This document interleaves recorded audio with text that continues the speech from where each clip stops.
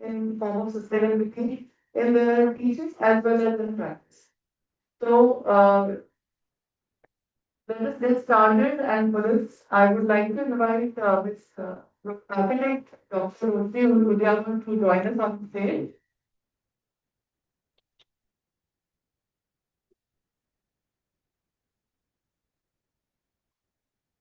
I will invite Ms. Dr. Prachi Patel to introduce Roshni ma'am.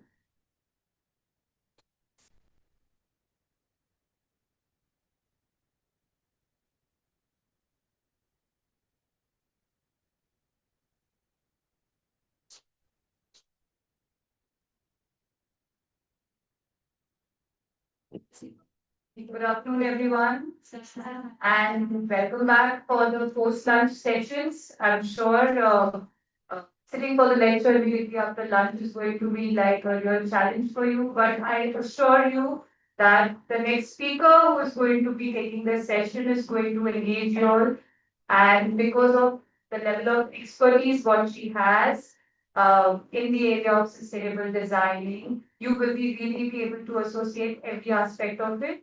I would like to introduce with great pleasure uh, once again Roshni Udiavar ma'am. She already had given a glimpse of small is better in the morning, but she holds a huge list of all the practical work what she has done in the area of sustainability. Roshni ma'am is a distinguished architect. She's also an environmental planner, academician, and a sustainability expert. Ma'am is the director of Roshni Udyawar and Associate. It is a multidisciplinary practice dedicated to creating energy efficient and environmental responsive ecospace. She holds a PhD as well, and she's also a master trainer on energy conservation building code, recognized by Bureau of Clean Energy Efficiency India. She was also head of the Department of Environmental Architecture, uh, Rajna Sansar Institute, where she was there associated with that department for sustainability education, architecture, and policy level research for almost 14 years. So, Dr. Udyawar has a huge experience and skill and expertise for around 2 decades, that's almost 20 years. And she has been associated for her work related to sustainability in around more than 20 countries. So she has led significant projects in India, across India, in for green audits, energy efficient building systems, rainwater harvesting, ecological planning, and very importantly, you may have also experienced and been you all have been using this space what is created by ma'am. That's the eco hub for the students, and also the solar, green energy through solar. So, and there are many more in line, and I'm sure you will be seeing a change in our campus as well. So, uh, Dr. Roshni has been a forefront for creating greener space. She does not just teach it, but she also practically implement that. So, I'm really very happy to introduce ma'am. And I request Dr. Himani Malhotra, Controller of Examination, to felicitate our esteemed and our own guest, Dr. Roshni.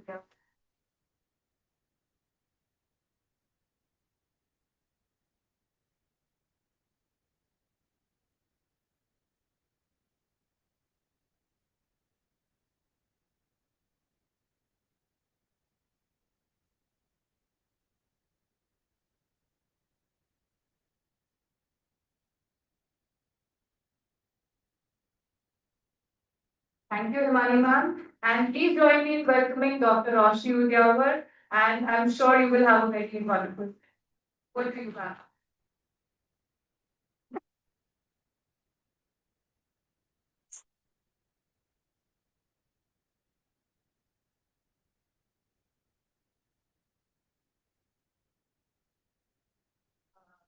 Good afternoon, and thank you for that wonderful introduction. Uh, I'm going to talk about sustainable campus design, and as a already been mentioned, I've been in academics for almost 15 years, drafting curriculums and making programs in the field of environmental architecture. And since 2019, I'm fully into practice. Of course, I still teach because I think that is part of my DNA. But practice has been equally fulfilling and satisfying. Uh, and I think that people who are moving from academics to practice, it definitely gives an upper hand because of the research background and all the theory that we can apply in practice. So today I will be dwelling on a few things, a little bit of theory. So what is a sustainable campus and what all it entails, and a little bit about green audit and green building certification, because that is one of the primary areas that we work. And finally, I would like to talk more about what we have already completed in terms of our practice.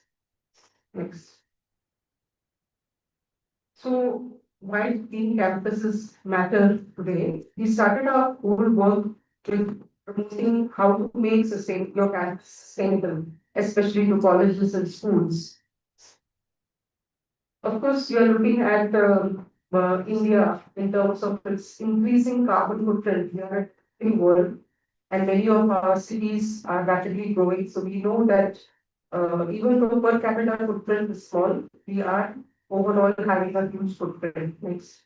So we are third in the world and rising very fast. As you know, the speed of construction in Bombay and elsewhere, you have seen it, and it's much faster around in different parts. Next. Next. So we are contributing to up to 5 billion metric tons in terms of carbon emissions. Next.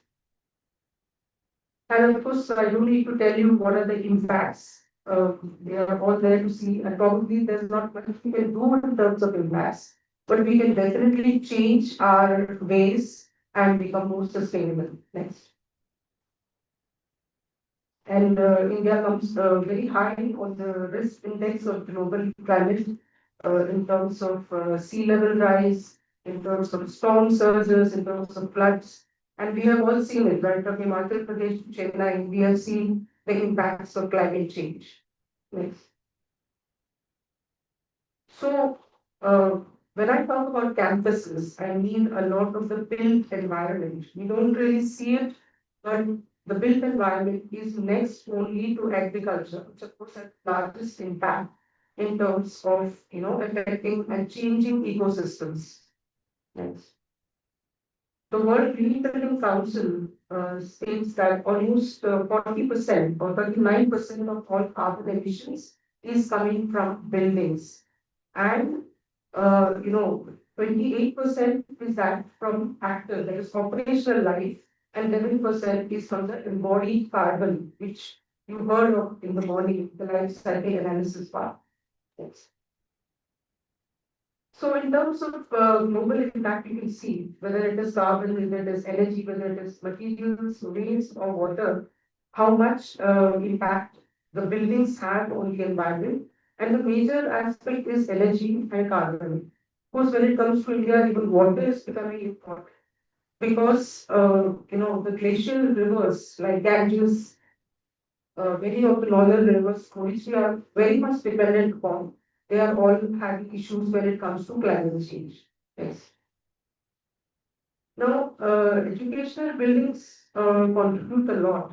We have large number of educational buildings, right from small schools in villages to large campuses. India has one of the largest number of universities and educational campuses. So one of our focus has always been to target the educational campuses. Next. These are some of the principles. I cannot go into all of them, but let's see that what I mean from here. Uh, we look at how to make campuses self-sustainable in terms of energy and water, especially, and also looking at zero waste, minimal ecological and carbon footprint when it comes to use of materials, systems-based approach, looking at everything holistically, And if there is an ecosystem imbalance, how to correct it.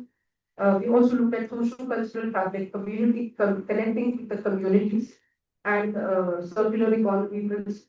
And finally, we looked at going towards net zero and near zero buildings. Next, next. You can just move on the slides. So these are the various concepts or the family areas, and I will just talk about a few of them with examples in terms of explaining the concepts. So energy, water management, solid waste, visual, thermal, and acoustic comfort also very important. Paperless, indoor environment quality, pollution abatement, biodiversity enhancement, carbon footprint reduction. So, the first thing is energy efficient building, which I would like to dwell a little bit upon. There are three aspects to it. One is the building envelope, and we have worked on a lot of projects where we have focused on how to make the building energy efficient. Then the thing is energy efficient equipment, how to get the star rated and the most energy efficient so that less energy is consumed. And finally, use of renewable energy. In any form, we have shown the solar, but it can be solar and wind hybrid as well. And ultimately moving towards high performance buildings and net zero buildings. Next. So I'm just showing you this picture because it pertains to the building envelope. I mentioned to you. Envelope meaning the wall, the roof, and the glazing of the building. And a lot of it is already there in our vernacular architecture. Like you can see the orientation of the building, balconies, the material that is used in our traditional architecture, the window to wall ratio refers from climate to climate, and so on. Next. So we have all of this as an example for us to learn from. And the principles from here, which we call as passive design principles, can be actually used in the modern buildings. So these are some of the modern architecture which have used the passive design principles. For example, we have the prong wall system or the solar chimney is used in Z buildings in UK. The first one on the left side is a building in Lucknow, which has a strong wall. We use the jalis and different concepts, the wind towers. They are all different passive design concepts of buildings which can be utilized. Next. These are some of the common materials that are used for building construction. And we find that a lot of them are not energy efficient. For example, we go by the value called U value, which is the thermal transmittance value. And bricks, for example, have a value as high as 1.8, and concrete has something like 3.6, something like that. And what is ideally recommended for most parts of India is 0.44. So we can see that not many people have knowledge of this, and we are sometimes building huge towers or high-rise buildings made of thick concrete walls, which ultimately become like ovens, and you have to use a lot of air conditioning in order to feel comfortable in these buildings. Next.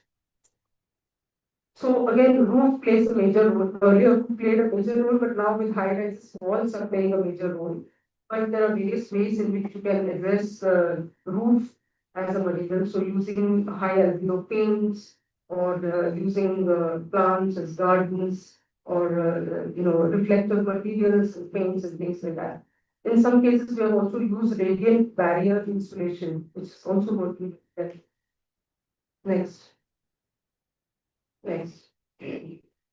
Of course, efficient lighting, I won't say much, but we all know that today there is a high efficiency in all kinds of fans and lighting and so on. The conventional fans we use something like 60 watts, whereas the PLDC fan, brushless DC fans, they use half as much.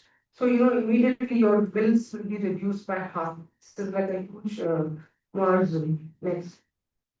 So we did some studies on buildings with calculate the energy performance index and how this is a typical 1 BHK plant can come down from 140 to 70 PPI energy performance index just by changing the equipment over a period of time. We found that is half the amount. So you can imagine the annual electricity bill, how it can be reduced. Next. This is a very good example of Paryavaran Bhavan. If you happen to be in Delhi, you should definitely see this building.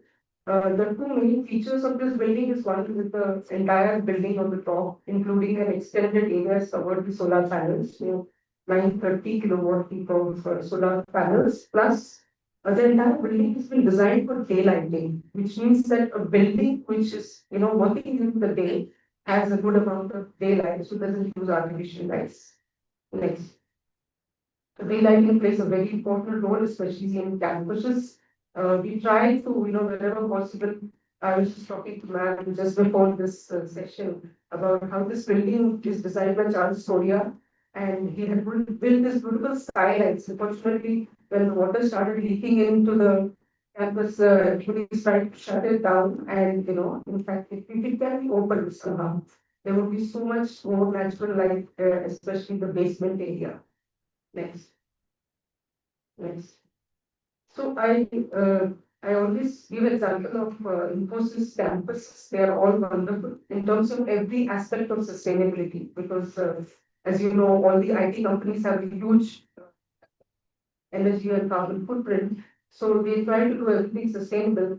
All of the Infosys buildings, they are designed for daylight.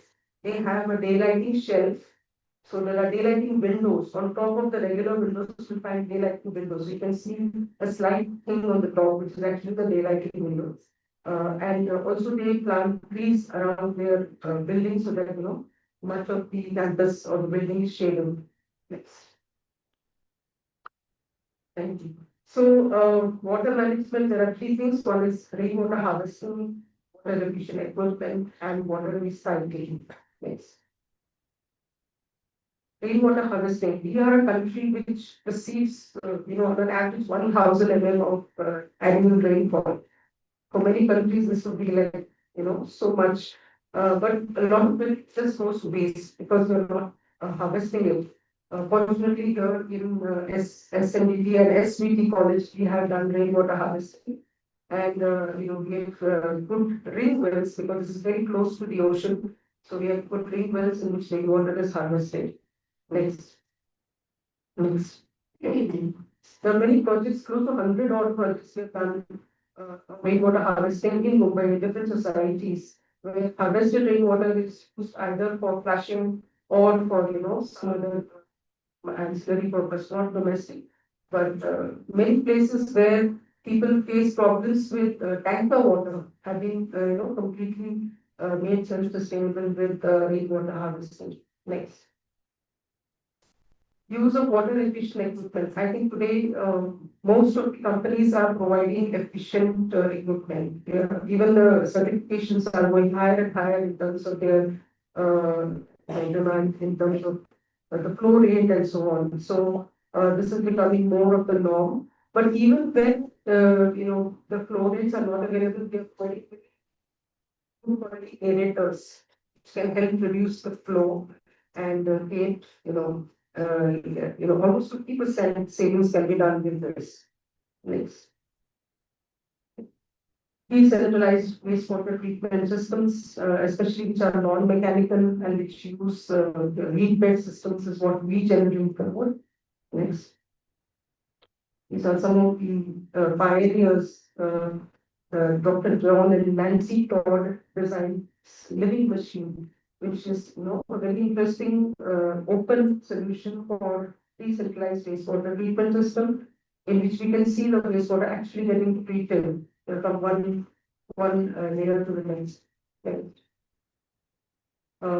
These are some of the we had worked with Ayala, another Israeli company, which provided, even pre-bed systems, very modular, and had done this on top of a building in Mumbai, grey water recycling.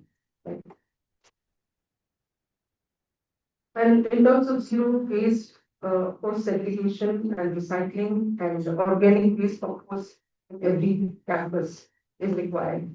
Next. And e-waste, which is a huge waste, we are not looking at it. In every college that we have done green audit, we have connected the college with waste vendor and to collect the e-waste for college. Next. Organic waste, of course, can be treated, and not many colleges have organic, but wherever there's a canteen or a hostel, then this requirement can be taken care of. Next. Next. Uh, yeah, I mean, I think earlier we have already spoken about life cycle analysis. When we talk about use of materials, what materials should we use? One which has a low embodied carbon or low, energy or less pollution and so on. Next. So there are a lot of alternative materials in the market today, especially if you attend one of the deep building exhibitions, which they are waste and recycled materials, and you heard already about one in the morning. Next, next. This was an interesting project that we had done for an artist, Trevor Mine, for whom the studio and the and the house was done with locally available materials. So you can see we did bamboo walls, we did doors which were from our old bungalow, we did the cowden flooring, we used rubber tile and so on for the walls. So a lot of local materials, the bottles were used for the entire building. And nothing, not a single tree was, shifted out. Next. I'll just talk about the one at the bottom. This is the bungalow we did in Parisa, where we recycled entire, contents of the old bungalow on site, and we used it to make bricks, we made pieces, and so there's nothing from the old bungalow that was demolished went to the dumping grounds, and it was used for creation of the new building. Next. Very important aspect that is, I find the most challenging today to deal with is when buildings make you sick, because many a times we have very polluted environment outside, and the worst, still worse environment is inside because the air gets trapped and it remains there. So providing fresh air has become a huge challenge in many of the buildings. Next. There is something called building syndrome. I think we should go into the details. But the important thing is that we need good treated fresh air. So the typical office, there are a lot of contaminants that we don't know about. Next, like the carpets, the APC ducts themselves. There are so many things, adhesives, printers, and the biological contaminants are the worst. Next. So one of the things that we have found is using plants. We have even done some research with Deke Amina, and found that the plants, when they are used indoors, they will definitely help in reducing in improving the air quality. Next. Other things include, how people travel to the site and so on. So how to reduce the carbon footprint and increase. In some cases, there's no space for any vegetation. Then we ask the college to go for green walls. Next. Next. Yeah, I mean that sometimes in redevelopment projects, like there's like a strip of space left for plantation, and then depending upon the direction of the sun and all, we have to advise the kind of plants that can be put. Next, next. Paperless office, paperless is a very important aspect. Also, we focus on this when doing green audits. We tell colleges how they can move from something like, in exams and all consume a lot of paper. So to move to a more digitized form of doing things. Next. So very quickly, I'll tell you about green audit.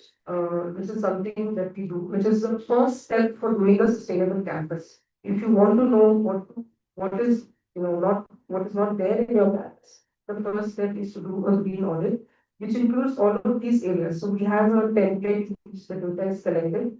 Next, so you can just move on till the whole methodology is there. So these are all the areas in which the data is collected. And the college or the campus is given an entire, idea of what they need to do. And they can slowly implement it in phases. Yes. So we have done green audit for a huge number, I think, of almost 25 large universities in India. We have done it, and we are doing it year on year for them.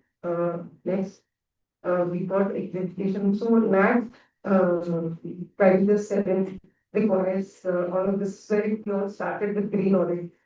Initially, we just did the energy audits. Next.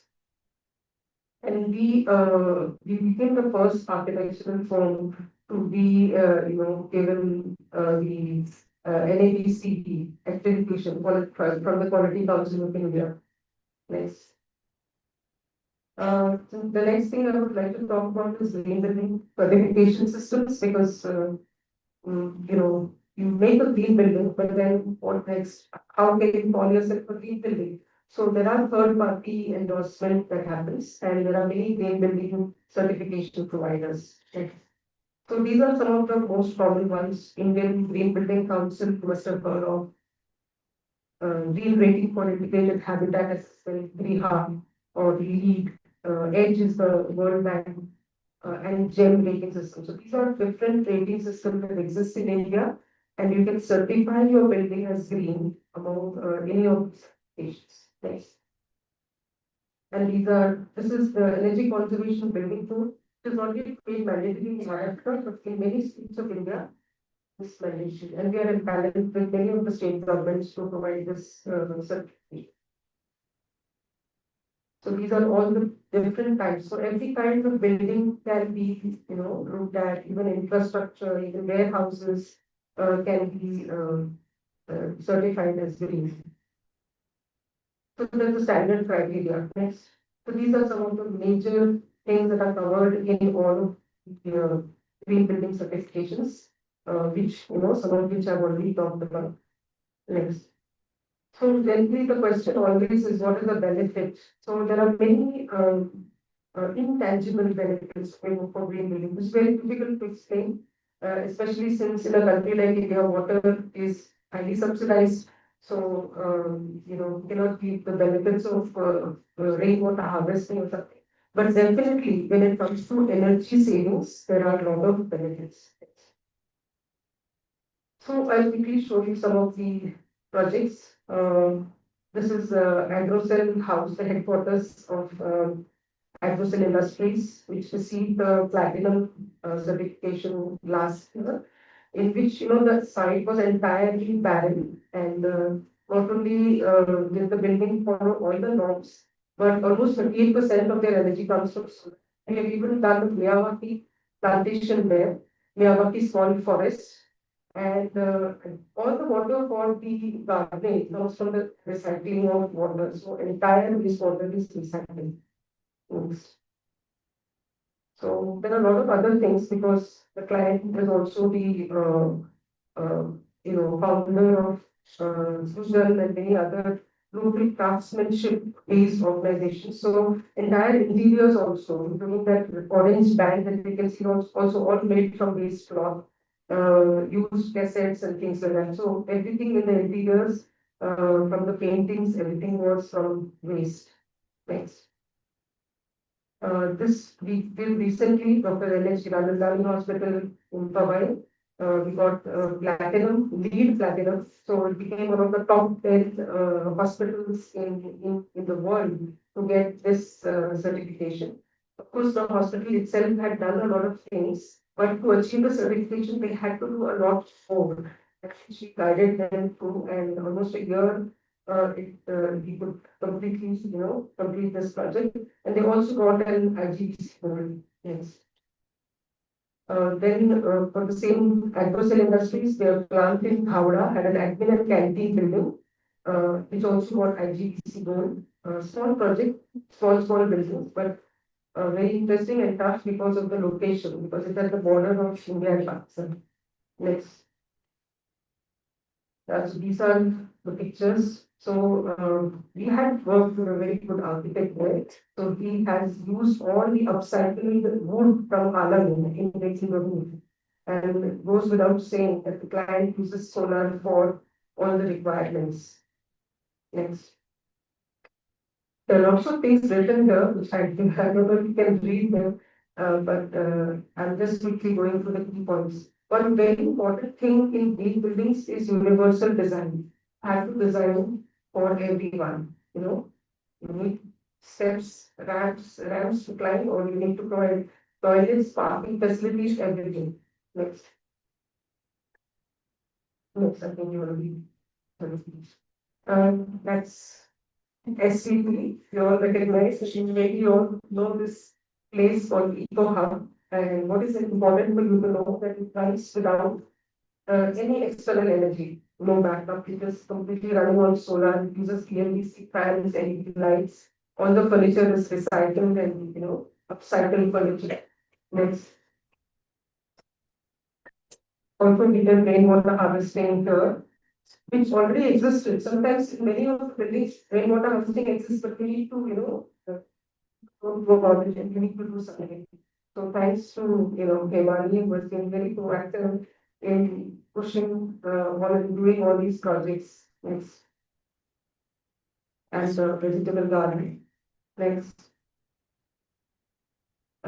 Yeah, this is a very interesting project. It's the first self-redevelopment project in Navi Mumbai, where the owners of the row house, they constructed this building on their own. There was an architect involved, but they decided to make it a green building. And no matter the extra expense, they paid for it, but everything from rainwater harvesting. So they have a very beautiful roof garden next, which I think this should be next, yeah. And they're all done through the water that is recycled or through rainwater harvesting. And in fact, when we had gone for the pre-certification, the solar panels were only 70%, but then later on they increased it to 40%. So, they did more than what was expected. So we got a Gen 5-star rating for this. Next. One of the very early projects we did much before I actually got into practice, but this was about thermal comfort for SNBT University Church Gate. The sixth floor entire renovation was done. And here we used some things like in the roof, we used some materials which would, reduce the heat ingress into the building and allow the stack ventilation to happen. So there are a lot of details into this, but like we used dry walls for the first time in this building. And later on, we measured the temperatures inside and took the votes from people to understand whether thermal comfort has increased or not. I mentioned about the energy conservation building code. So we are doing this compliance for Punjab right. So 11 projects were completed. Doon International School was one of the projects that we did. And as I said, we are looking for projects which are going to be net zero.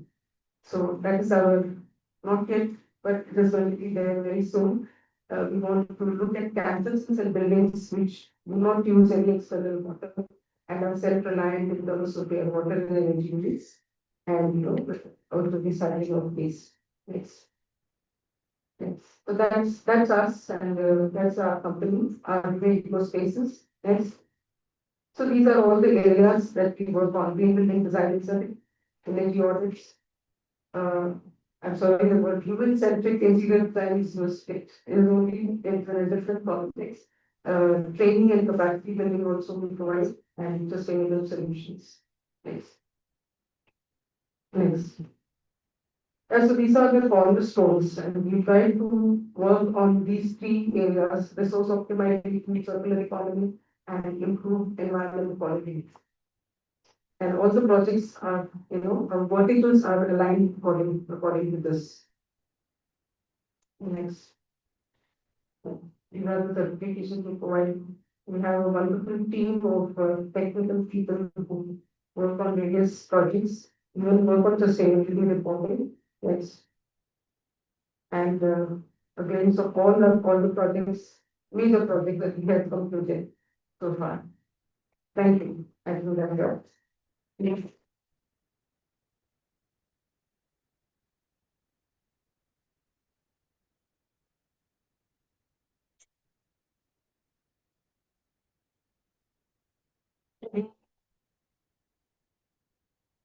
questions?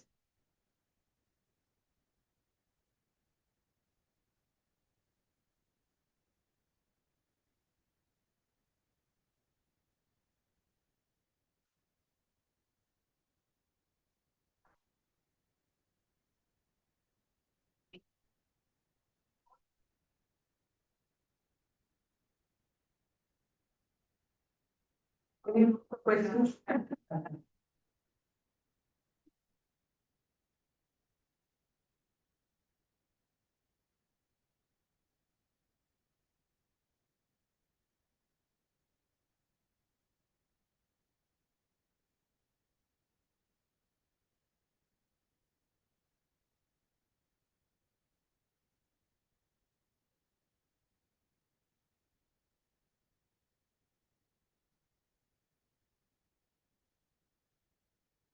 So, see, when you do building certifications, generally the period is 3 years. After that, you have to revisit everything. But our practice is to follow with the client on a almost 6 monthly basis. We keep a track of things and we generally like to monitor everything so that things are not gone completely haywire, especially things like the EPI, energy performance index. So electricity bills give us that, yeah. So things can go poorly anytime. It's possible. But yeah, you need to at least every 3 years need to revisit. And that's why earlier, even LEED and IGBC especially used to give certification for posterity, and people would change things and do things to non-LEED. And still the platinum, the plaque would be there.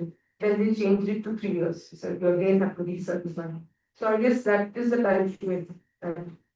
And most of the buildings which are really sustainable, it comes from the owners or from the people who are promoting it, and they have to take care of it on a. You have to build the systems basically to keep it that way. Yes.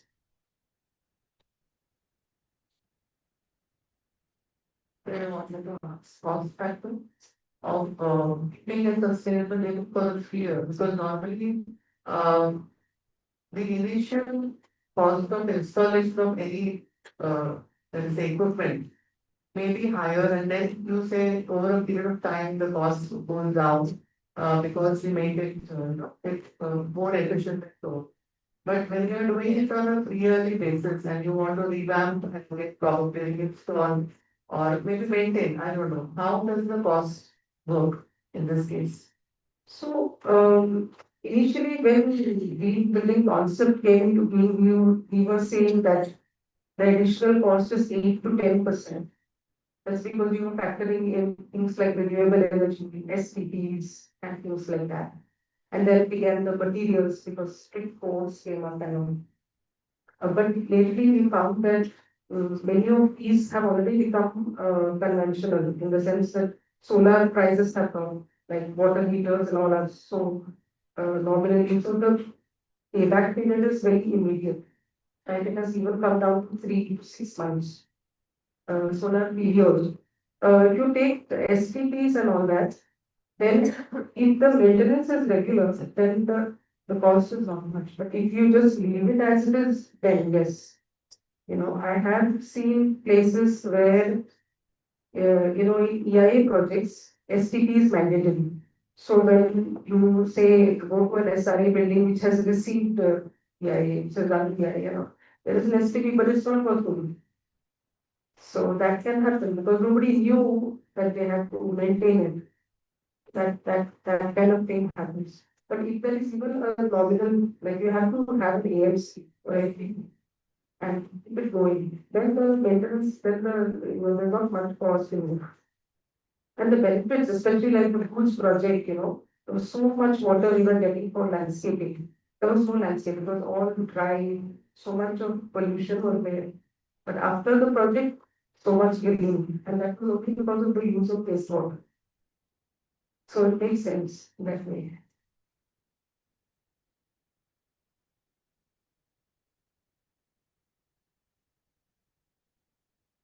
Ma'am, my question is regarding a project info. the cowden flooring you did. So how have you treated it? Like how was it treated to get sustained? Because in my native place, the cowden flooring should be maintained once in a month or so. So we have to just redo it to keep it intact. So how have you treated that thing? And you have also mentioned the walls were of flame tiles. So how So let me first address the rubber tires, that's easier because we try to reduce the use of materials by using the tires. So there was one wall where we used rubber tires. It's permanent, it's still there. The house is almost 15 years old now, and still fine, no issues. As far as the Cowden touring is concerned, the owner is an artist, and I'm sure you all know Shilpa Duglekar, she's very, very well known. And she was adamant that she wanted to only Cowden touring. So she got the, things that basically cover and just over mix and paste in. And we found it was also a new experience for us. So it don't really matter. There's a little bit of wear and tear that happens in the thing. You don't mind it, it's just a natural material. So then it's okay. If you're very, bothered about making it look perfect, then you have to keep doing it every month. Otherwise, once a year also it works. It's fine. And I tell you, there's one uh, really was very famous as my students to show his house in Kemp's Corner on the first floor. His entire house flooring is already. And he's used this gem finish on the walls, so line finish. And his house is so cool. And I mean very cool. In the sense, there's no ACs, no air conditioning. So that is the marvel of using the right kind of material. You'll feel it, the fullness in the house. Not in the top kind of sun. It's cool. one more question? Like, we are talking so much about sustainability. We are just imagining our future dystopian future. So we are taking so much measures to imagine our future dystopian. So what is your take on it? I think that imagination is very important. You all should imagine the sustainable future first and how that looks like. Maybe that is all very different in everybody's mind. And we need to get it that far to see what is a sustainable future. Right now, what is happening is individual buildings or something here and there may be sustainable. But I think we need to reimagine as a community, as a city, as what we want as a sustainable future. I think if you all think that thing together, then it can happen. Thank you.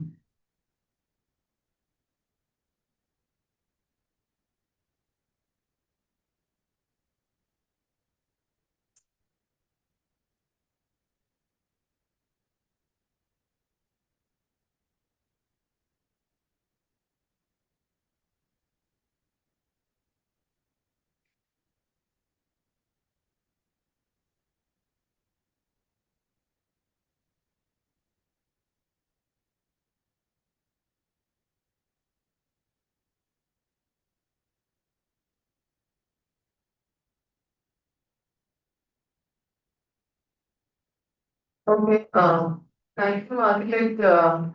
Roshni. And architect Dr. Roshni means a lot more study which has gone in beyond area of specialization. And I believe your doctorate was in energy efficient systems.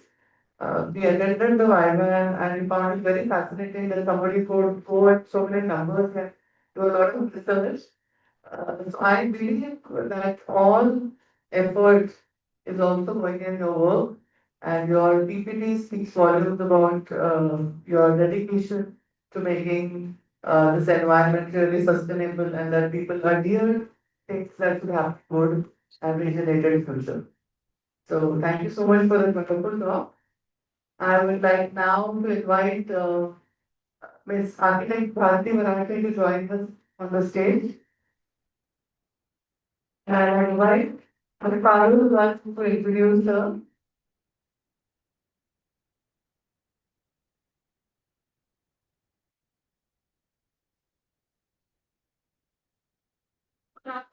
everyone. Gives me immense pleasure to introduce our guest today, architect Bharti Marathe, an academician and environmental professional.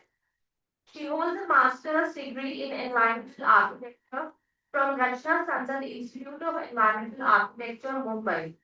Currently serving as a core faculty at Dr. Baliram Khire College of Architecture, Mumbai. She teaches environmental architecture, environmental studies, humanities, architectural design across various levels. Her professional journey is equally inspiring. She is the Vice President and Head of Research and Innovation at Earth 5R, which is UNESCO recognized environmental organization. She worked on innovative circular models, one of which was showcased at the prestigious Paris Peace Forum in 2018. Her research focused on farming on residential rooftops, a sustainable approach to food security in Mumbai, reflects her vision of integrating sustainability into urban living. She is an Indian Green Building Council accredited professional, an active researcher, webinar speaker, and external jury member, contributing significantly to architecture education and environmental awareness. With her remarkable blend of academic excellence, professional expertise, and passion for sustainable development, we are confident that today's session will be extremely insightful and thought provoking. I request now Dr. Prachi Patel, one of our faculty members from Department of Resource Management, to come forward and felicitate architect Bharti Marathe.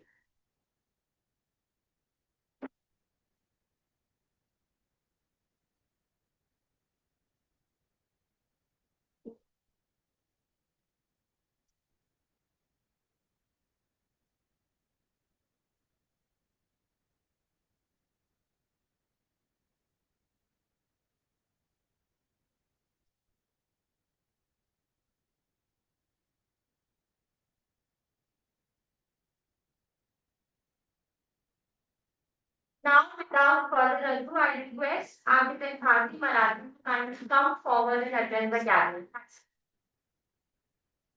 Good afternoon, one and all. Thank you, ma'am, for introducing me to the lovely audience of my favorite audience, students of Interior Design Department. I stand here in front of you as a student, as an environmental architect, as a mentor, as a vice president of Earth 5R, to add certain value to this international seminar on sustainability. Here, I have images on the screen and also a quote. Architect Alberti in 15th century said that the city is like a great house and house in turn a small city. So this metaphor here implies that a city and a house both are same, structurally as well as functionally. The only difference between the two is the city functions at a macro level and a house is a micro and a house functions at a micro level. So if I say in today's talk, we are going to say and we are going to understand certain commonalities between exteriors and interiors, and we are also going to see if they both are interconnected to each other in an urban setting. Our urban cities are under tremendous pressure currently. Our water resources are polluted and shrinking. The air quality is degrading. We already have Delhi as our pollution capital of India, and Mumbai is soon following the suit. Our landfills are ever expanding, and the urban heat islands are rising. They say by 2030, over 40% of the population is going to be urbanized. That means more stress on the urban setting, naturally, more construction and more architecture and interior design projects. Right? So let us see at the level of the global environmental crisis.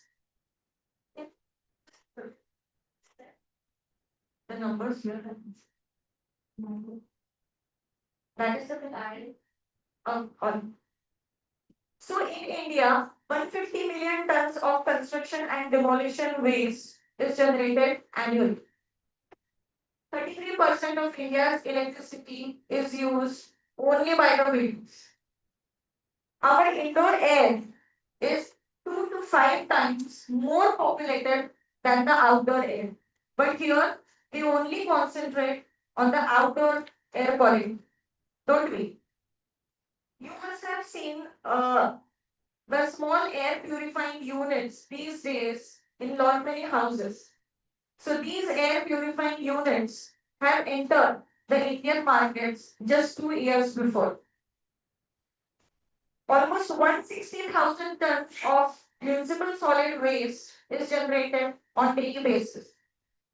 8% of the global carbon is only from the cement production industry. So all these problems and the facts mentioned here are directly connected to the construction industry. But what if I say that every city's environmental crisis starts at a room level? Half of the population here will not agree with me, right? But these problems are not only connected to the construction or architecture industry, but they are very deeply connected to the interior design as well.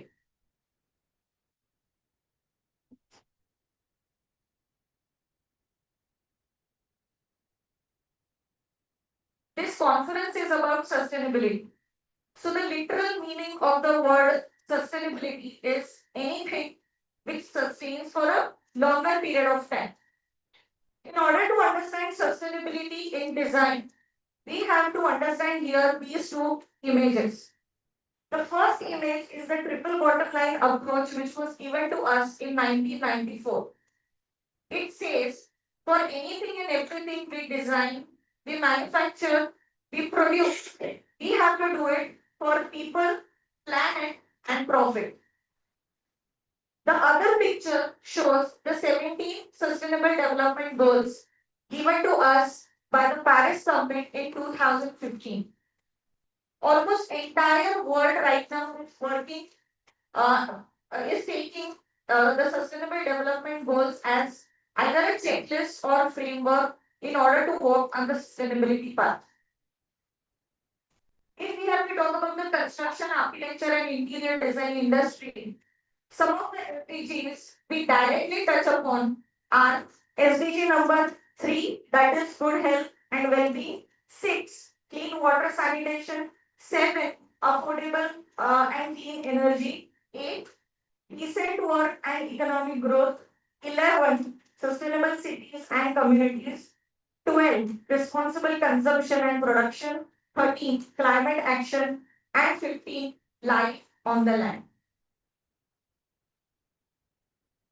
To make you understand sustainability at a macro level or a city level, I am going to explain you in detail the Earth 5R's ACT Powai project. So ACT stands for Action, Collaboration and Transformation. We started to work on ACT Project Powai in 2014 and the work is still good. ACT project was showcased in the first Paris Peace Forum in France in 2018. It was one of the only 4 projects selected from India. The mission of ACT project was to take action with collaboration with the citizens and lot many other stakeholders in order to make Powai a better, a cleaner, reduce waste and reduce poverty area. Once we started seeing the outcomes out of this project, we started to replicate this model in many other Indian cities. Now the slides which are going to come next are to be read in a certain format. At the top, the topic will be written. This first horizontal strip explains the actual work or the photographs done by Earth 5R under the ACT project at the city level, that is at a macro level, or you can say at the exterior level. The horizontal strip down gives us certain actions which we have to take as interior designers under the same topic, under the same topic. And the downscript here shows a fact which can no more be neglected and needs immediate attention. The right top corner are the SDGs which are fulfilled by doing this particular activity under the exterior strip as well as the interior strip. Okay. So under the first parameter, that is knowledge and awareness. When I was doing my bachelor's in architecture in the year 2000, I never had this subject of environmental sustainability. But now, if you see, we have environmental sustainability in architecture as well as in interior design from first year to final year. So that means that environmental sustainability is not an option anymore, but it is the necessity of the present. Hence, I did my master's in environmental architecture to understand more about environment and climate under the guidance of my mentor, Dr. Professor Ashiv Devar, Madam. She's here today. It's an honor in front of you, ma'am. And ma'am is not only an expert, but she's an encyclopedia. And I always say that. So, if I have to talk about the environmental sustainability at a macro level, whatever knowledge I got in my master's, environmental master's, I directly started to apply that in Earth Fiber. So under knowledge and awareness, we started making the citizens of Powai aware about the environment and climate. We targeted the local businesses, almost all the schools in Powai, and we also gave the earth talks in the slums of Powai. If we have to come to the interior designer level or the micro scale, then I would recommend every student sitting here to get the right kind of knowledge from the experts in the industry. You must understand how to calculate the embodied energy of the materials you are going to suggest in your projects. You should also be able to calculate the cooling load before even you start the execution of the project.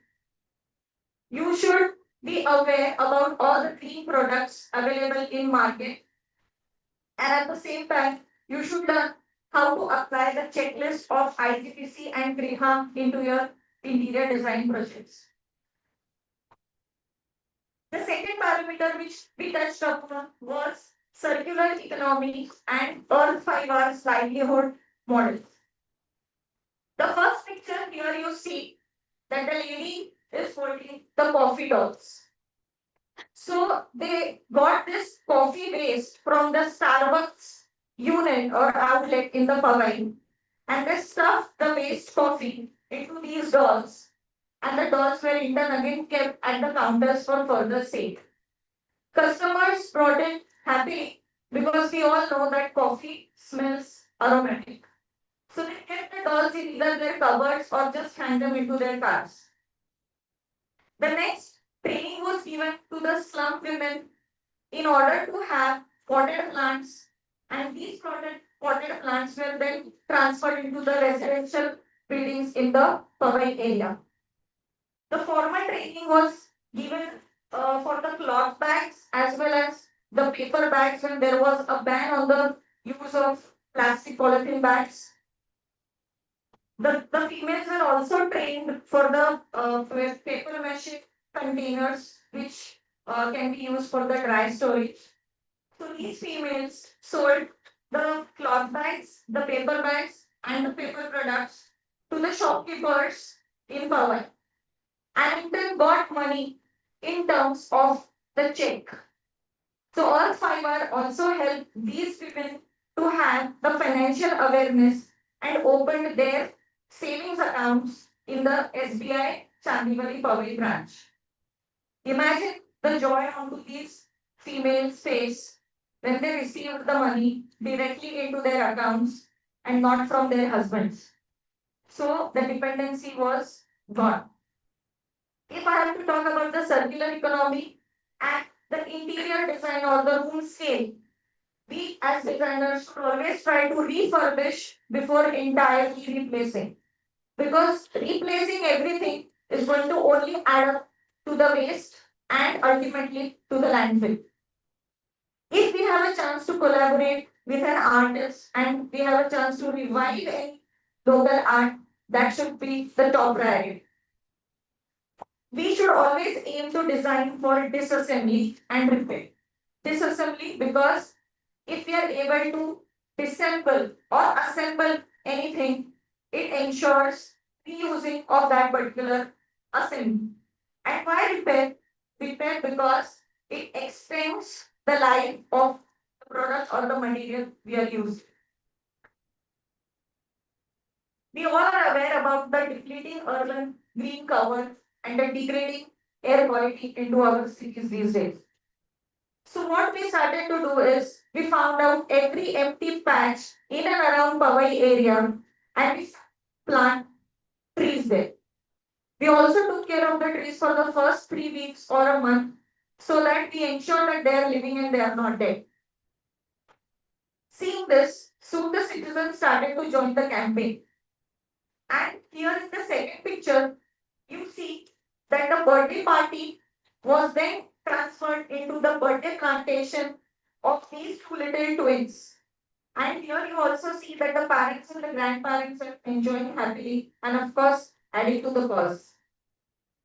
The next step was to cover the huge openings in the residential buildings with the green potted plants we sourced from the slum females.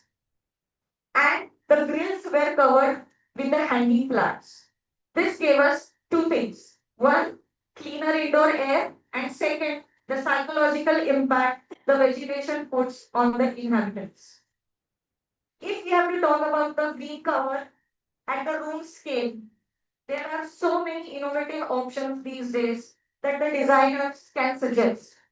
They can design for the vertical gardens for the balconies. They can also suggest the kitchen herb ball or the hydroponic herb rack, which the citizens can easily keep into their homes. These racks are so handy that they are stacked upon each other and can be easily moved from one room to another. Imagine if every house has such kind of hydroponic racks, the small children will also see the germination or growing of the herbs into the homes. Here, we are also putting in their minds the very idea of urban farming can actually start from a house. Whatever plants and vegetative species we are going to suggest in the interiors, we always have to remember that they have to be local and native in order to have minimum maintenance as per the climate. We all know that how difficult it is to segregate waste in the residential buildings. There was a directive in December 2017, I think, where the Mumbai Municipal Corporation strictly told the apartments who had more than 100 flats to manage their waste on their own sites.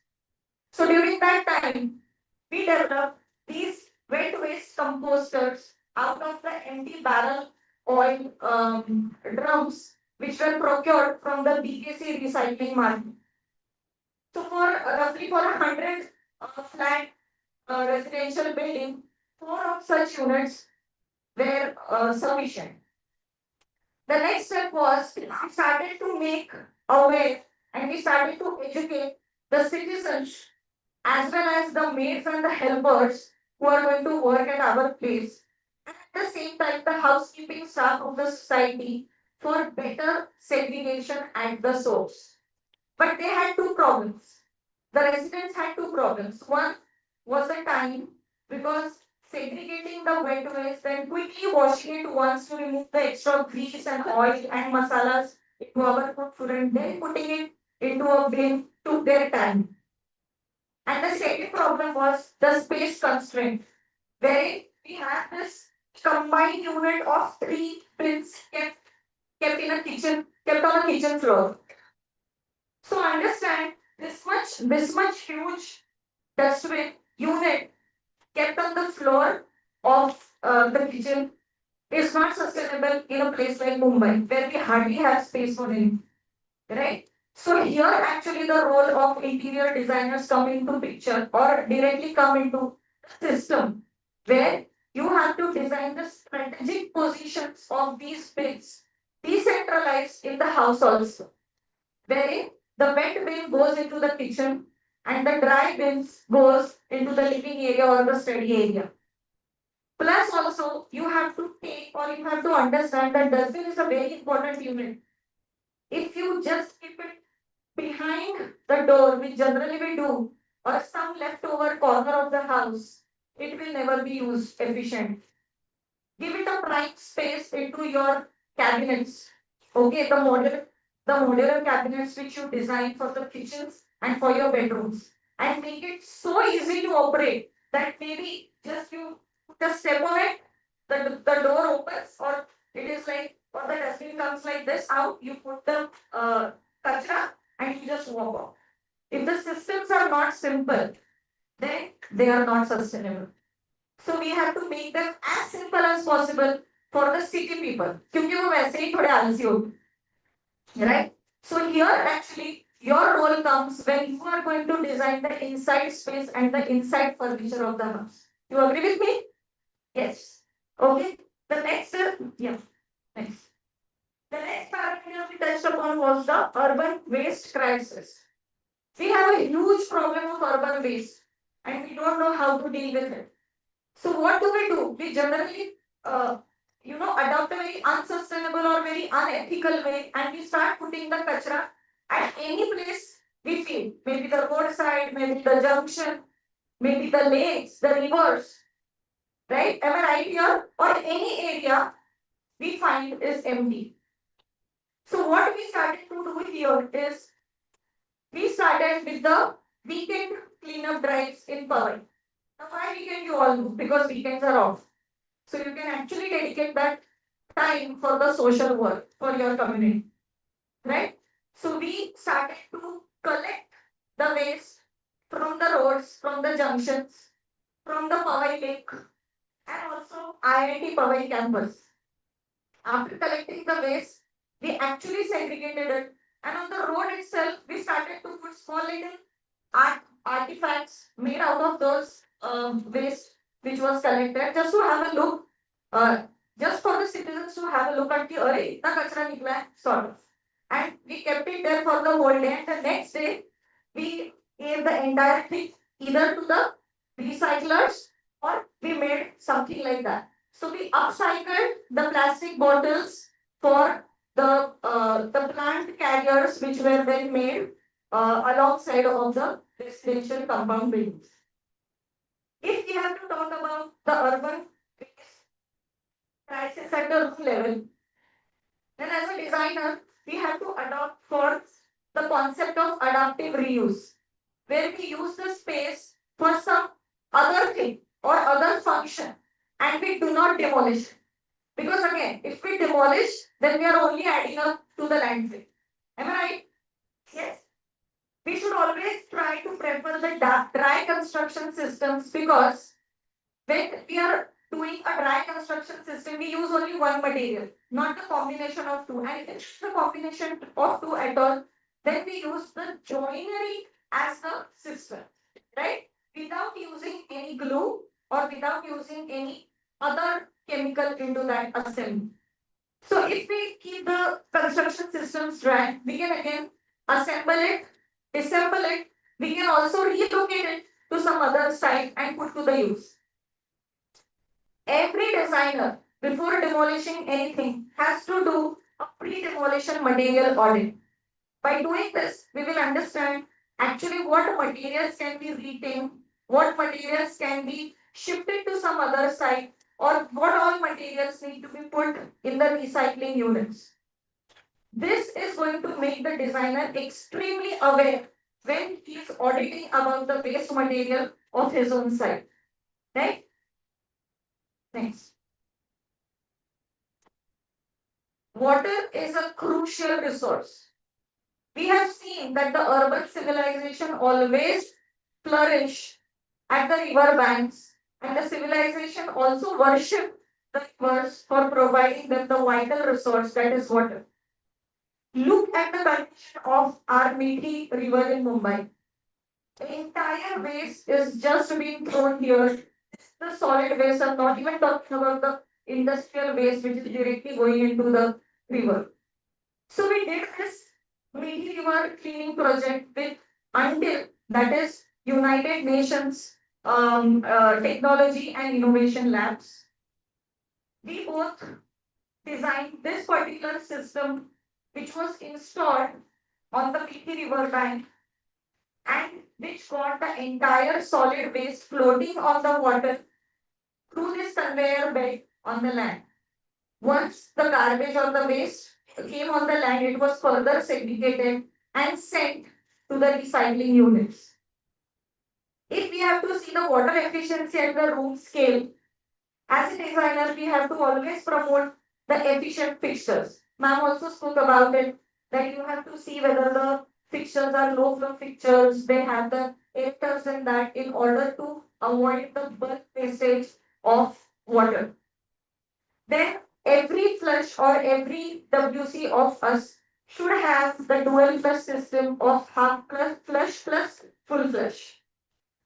The grey water can be actually used again for the flushing, and the water which comes out after just washing the vegetables in the small sink here, which doesn't even have any residue of detergent, should be directly taken to the house landscape in the balconies. For this, we actually should not wait for the society to take any action, but here, as an interior designer, you can innovate and design that system only for that particular house. And once it is hit and working, it can be then replicated. The next we touched upon was energy efficiency and thermal comfort at the building level. So, as the environmental consultants, we design for their softscape and hardscape. Hardscape, as you see, was kept minimum, and softscape, only the local species and the low maintenance species were suggested. We also installed solar panels onto the terrace, and the remaining terrace area was then covered with the potted plants. At least some relief from the intense solar radiation coming onto the roof and heating up the roof all the time. The societies also took care of the night light pollution to keep it at minimum by just providing the light at the ground level and not at the upper level to disturb the nocturnal life of the plants and trees above. If we are talking about the thermal comfort and interior design level, it has a huge scope.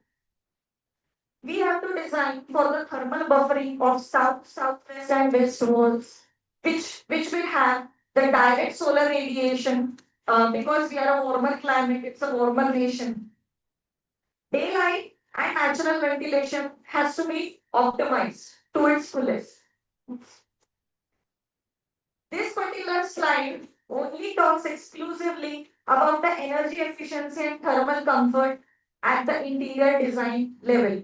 You must have observed till the last slide, we only were catering to either 2 or 3 SDGs, right? But here there are 5. So more the depth you are going and more you are concentrating yourself at the micro level, you are working more towards the sustainability. We have to understand this. So you have a huge responsibility. To the left of the slides are the design control variables which are there in the interior designer's hands. And to the right are the measurable outcomes which we will get after they do this. So if, for example, we are taking care of the glazing performance of a glass by taking care of its U value and the SHGC, that is the solar heat in coefficient, this GC and U value, the better is the glass because then it will absorb the less heat. So if we are able to do this, naturally we are reducing the cooling electricity load onto the ACs, right? Again, if we are taking care of the walls, the shading of the south, southwest and west walls, from where there is lot of heat transfer going to come inside the interiors, we are again reducing on the cooling demand of a house. Every room requires a different amount of light and light power density. Living room has a different number, bedroom has a different number, the study area has a different number. So if we calculate the light power density for each of the rooms, naturally we are bringing down the light electric consumption of a house. If we are optimizing on natural ventilation, here we are taking care of the reduced load on the mechanical ventilation. At the same time, the occupants' well-being increases. Next. This slide, the materials and indoor air quality in interior design, is an extremely important slide. This slide tells us the level of a materials, right? From raw materials procurement, the manufacturing, then its transportation, then the installation. Off-gassing is something whenever you have a new material, it emits certain smell and it emits certain emissions which are very harmful for the human health. Then we use that particular material and ultimately we have to dispose that material when the life of that material is finished. Then we have two things in our hand. Either we upcycle it or we recycle it. And we do not have the third option of putting that back in the landfill. As a design, of course. To the left of this slide are some of the high-risk interior materials which ma'am also spoke in the last lecture. And to the right hand side are the steps which the interior designers need to take for each of the project. For example, the synthetic laminates with a very high formaldehyde are harmful because formaldehyde is a cancer causing agent. The solvent-based paints and polishes have a very peculiar and a strong chemical smell. Again, very harmful for the health of human beings. High volatile organic compounds, additives which are used in the engineered goods like particle board, MDF, veneer, etc. Plywood are again extremely harmful and they keep emitting the fumes for days and years together. So what should we do? We should do these three steps. While specifying the material, we have to take care that we specify the low VOC content material. If the material has a natural oil-based finish, it is all the more better. We have to also take care about the air movement inside the house. Of course, we have to optimize the natural ventilation, but we have to also design for a very strategic, active ventilation, that is the mechanical ventilation to flush out all these toxins coming out of your furniture. The last, performance matrix of a material you have to do as a designer. You will have to learn the life cycle assessment, how we have to do for a particular material. Also, we have to calculate the embodied energy and the carbon energy a particular material has. Now, how to do this? To do this in detail, that is material specification, air management, performance metrics, and many more. We have certain frameworks and certifications for interior design specifically. So we have the IGBC rating systems for interiors, if you see here. Then we have BREEAM rating systems for interior spaces. ECSBC, which ma'am showed. Then PEE codes. So all these codes have the method of how to calculate this with respect to the climate of that particular area. So it is different for hot and dry, it is different for warm and humid, it is different for cold and sunny, cold and cloudy, moderate, etc. Once we are done with the design decisions which we have taken after doing so many base calculations, I highly recommend you to document those all. Document the decisions which you have taken, show the efforts, and prepare an EIA report. That is Environmental Impact Analysis report beforehand, before you even touching to execute a certain project. This is done at a design level. Imagine for a project if you have 4 interior design contenders and if you have this report, definitely the project will come to you. Why? Because you are already predicting the future to your client, and that too very calculated, very science based, right? The next, once you have any system or any calculations in place, try to replicate that particular prototype in your many other projects. Make it like your library or your checklist and repeat it in every project. If you are able to do this successfully, going for certain patents and rewards or maybe the recognitions. Here, our aim is to inspire the wider community. We have to make people aware. Why? Because you have the knowledge, right? So, right knowledge used to make people aware in a right way. Next. So, I say that interior design is a systems approach, and all these systems are present in the design level. If we see the previous slides where we saw the earth fibers work at a macro level, and down there you saw the interior design work at the micro level, you must have noticed that the parameters for both remains the same. Okay, that is energy, water, waste, air, and of course the materials. That is the reason architect Alberti said that a city and a house functions in the same way, and it is a system.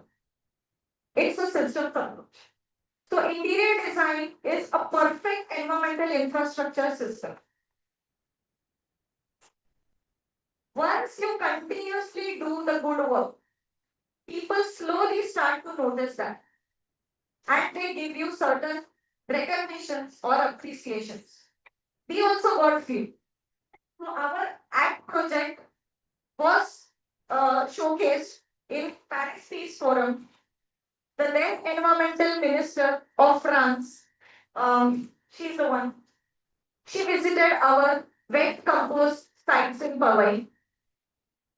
Earth Fiber received the Hero in Waste Management in 2025, given by the Sustainability Awards. Earth Fiber also has an app, and that app was the winner of Google Best Apps for Good Reason of 2023. So, lastly, I will say that we have to get the authentic knowledge, then we have to analyze the reality, and then we have to make people aware, and with them take the informed decisions at the design level. That is how the architects and the interior designers will be able to produce sustainable projects in the future.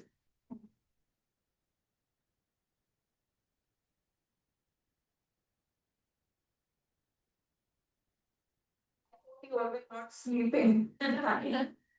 That's okay. So post lunch session. So I do understand. I also have students in my call. So would you like to ask any questions?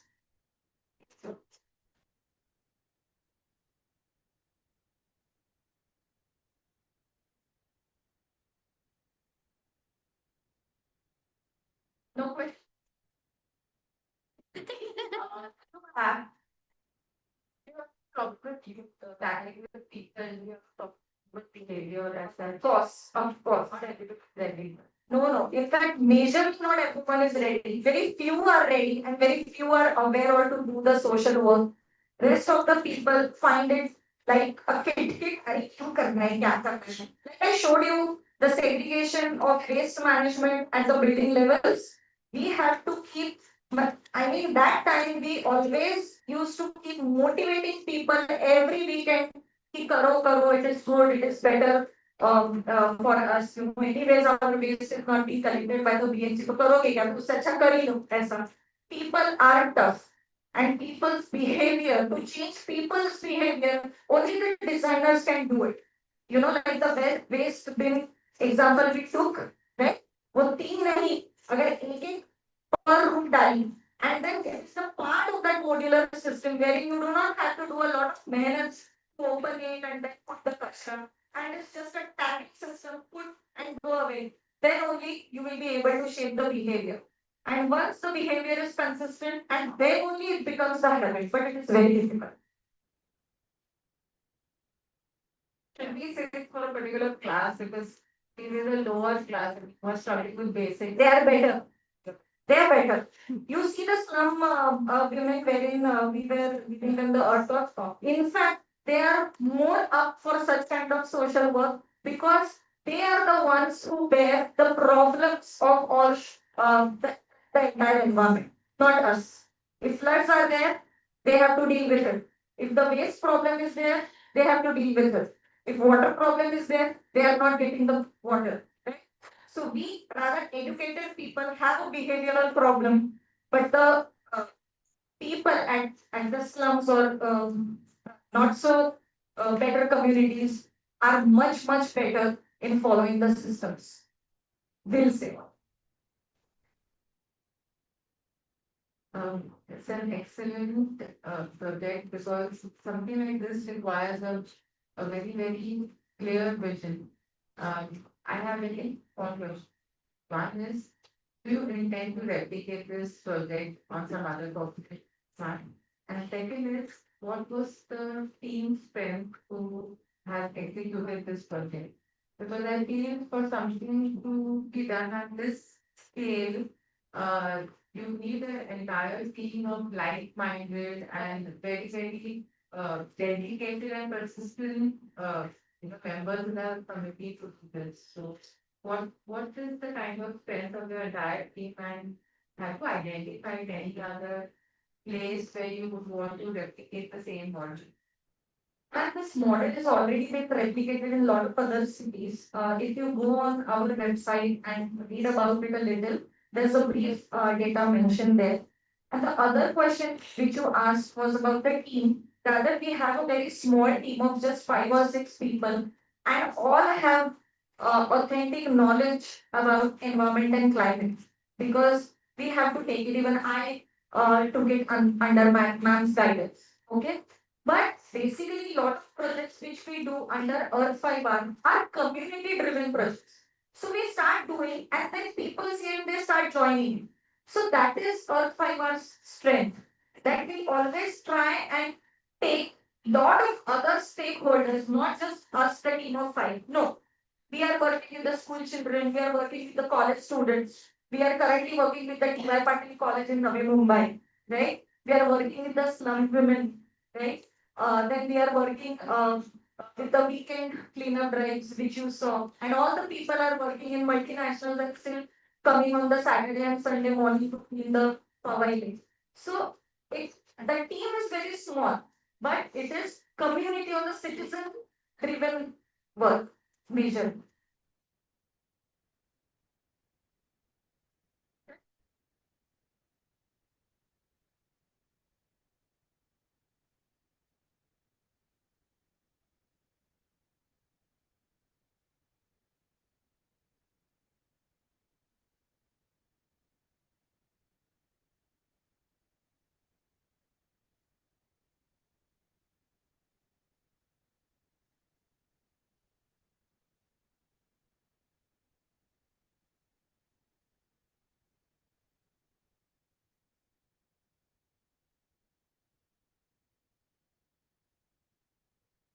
Yeah.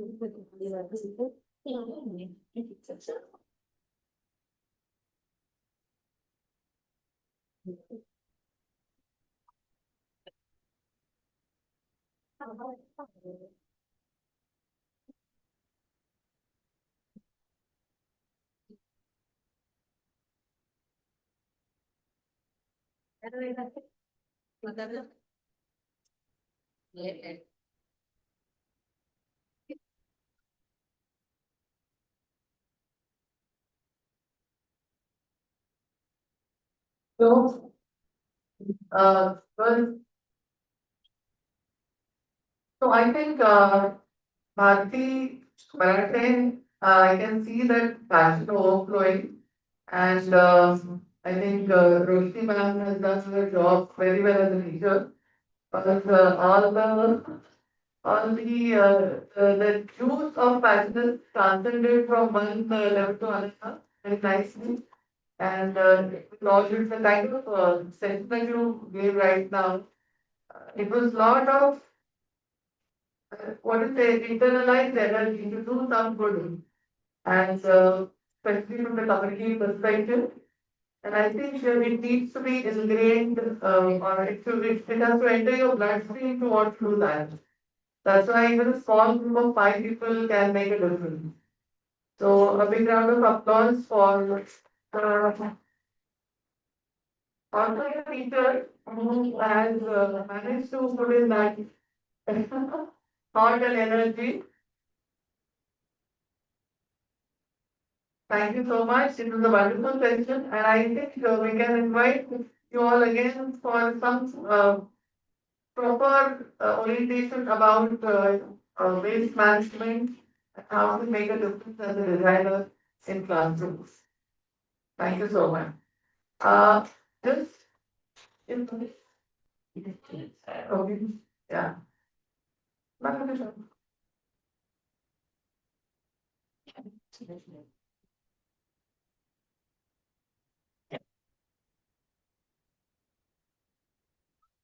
Want to suggest third that we should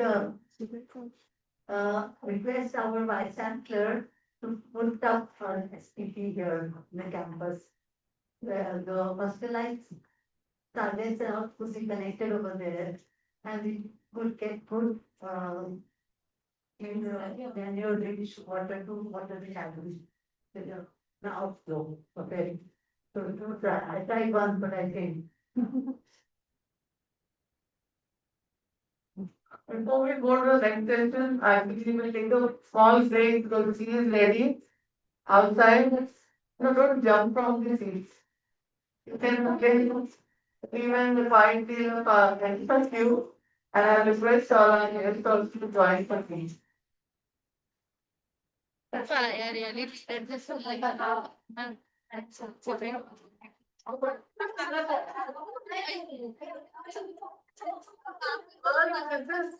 This is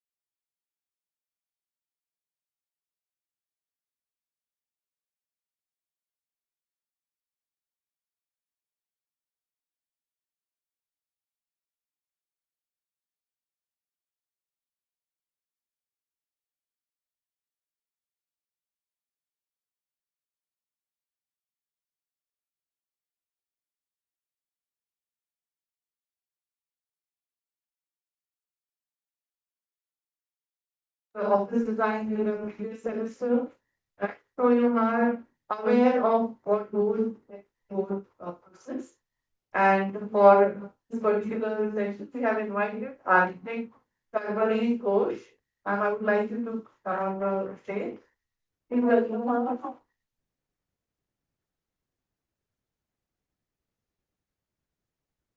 He's a very senior architect with a lot of years of experience in the field and also an academician. And I would like to invite Ms. Parul. Ms. Parul to introduce architect Sarvari Ghosh. Welcome back everyone after the short break. So it's my privilege to introduce architect Sarvari Ghosh, a highly accomplished senior architect and solid financial consultant.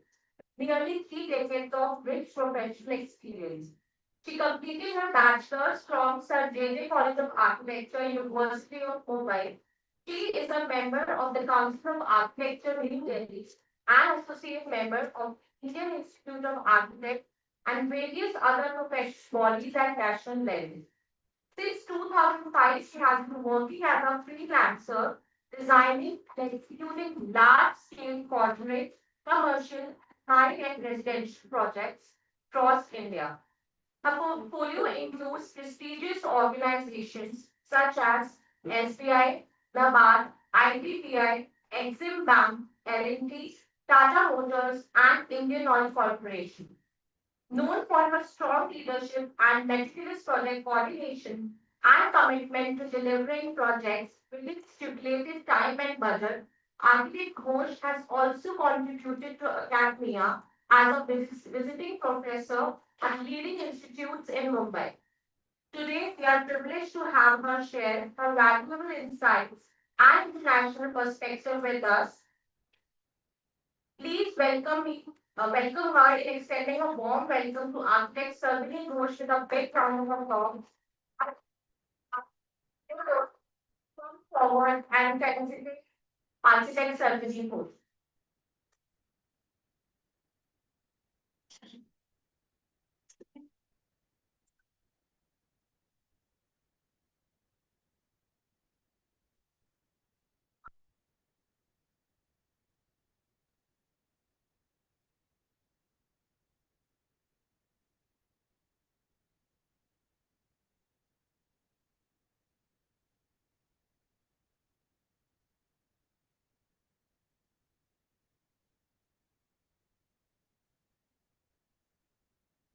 Now I request her to kindly come forward to address the audience.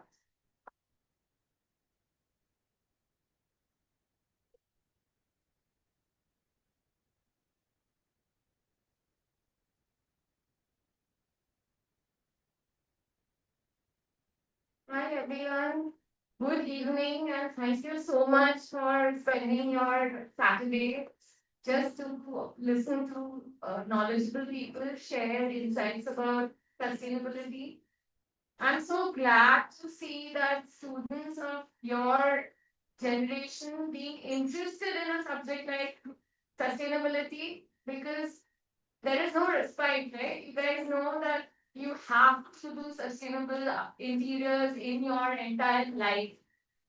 And that's the only talk that I want to give about how I was doing sustainable interiors, am doing, and will be doing for till the time I live sustainable interiors. And that's the way you have to approach all your interior projects. There is no escape from it, believe me.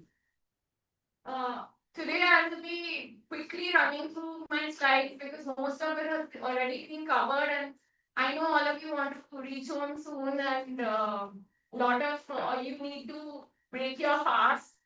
So I don't keep you long, and believe me, I'll try to make this session worthwhile. I will only show you my projects which I've used ICTC principles to do. Till now, you've only heard how to do, what to do, and architectural projects which have been done, which are done successfully with the principles of sustainability. I'll show you how interior design projects are done successfully with the principles of sustainability. Okay, so let's start. Sorry. All this you have already seen, okay? So I won't go into it. Everyone has already mocked up all this, right? And revised. So these are factors which affect everyone's designs. You need to know these at the back of your mind somewhere. It needs to be kept like in a computer storage unit. So this is something that is different from the other presentations. Uh, the traditional office, as we all know, you can see it in your own college. The admin office that is right in front of your eyes, that's a very traditional way of thinking about an office design. But today we don't think of an office as an office, we think of it as our second life. Why is it our second life?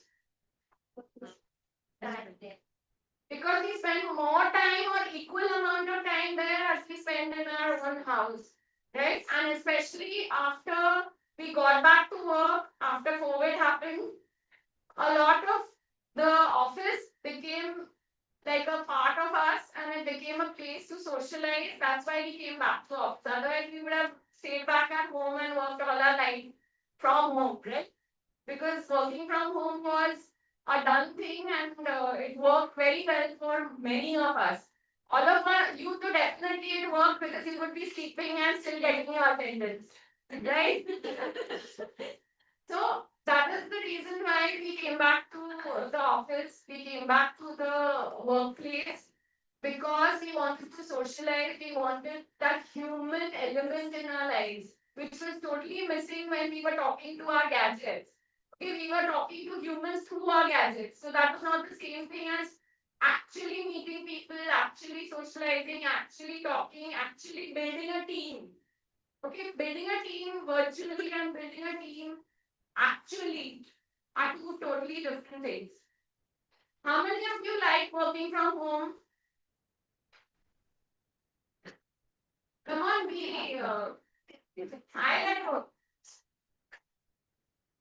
Okay, so would you imagine the office also to be somewhere making you feel comfortable like your home? Yes. I'll show you something that I have done, which most of my offices, since the time I started my practice, I graduated from JJ College of Architecture in 1996, and since then I've been designing architecture and interiors of commercial buildings. I've worked on 12 commercial buildings in BKC. The whole of BKC literally has like been instrumental in it coming up in front of my eyes. And since then, I've been involved in the sustainability movement. I've been involved in being conscious about the way you design things. Let's see this now in the traditional office. We have these very fixed and closed layouts. You can go and see for yourself. It's right in front of your eyes. High energy consumption again. You see many times people have gone off for lunch and the AC is on, the lights are on, everything is on. Limited natural light. Do you have direct sunlight over there? Very less natural light, some proliferated natural light, and most of the time the light is from the artificial lights. And siloed departments. Okay, this means that each of the departments are isolated and sort of like completely within themselves and they don't intermingle and they don't collaborate. And that is not a very healthy way of working in 2026. Reactive maintenance. Again, this kind of an office, if it needs any kind of maintenance, it needs shutting down. It needs an extensive time frame to do the maintenance. And it is also going to generate a whole lot of landfill if it needs any kind of physical maintenance or changes. It's not at all a flexible office. Even on sustainable office, we have adaptive reuse of design. Okay, we have already seen in several other presentations what is adaptive reuse. the same space can be reused in many different ways. Net zero energy targets, that also we have seen in other. Biophilic integration, that also we have seen how plants work very well in our indoor environments because those plants actually purify the air without treated fresh air. Also, we have circular materials, which again, it's like a cycle. You use the material, it gets recycled, it gets again into some other form of that material. Aluminium is a very common example. Okay, all the aluminium that you use for your windows never ever goes out of the earth. It always gets recycled. It always gets changed into some other form. Then we have life cycle longevity. The materials we use for a sustainable office have a life cycle like ma'am just told us a 3-year maintenance free life cycle, and after that also they generally last.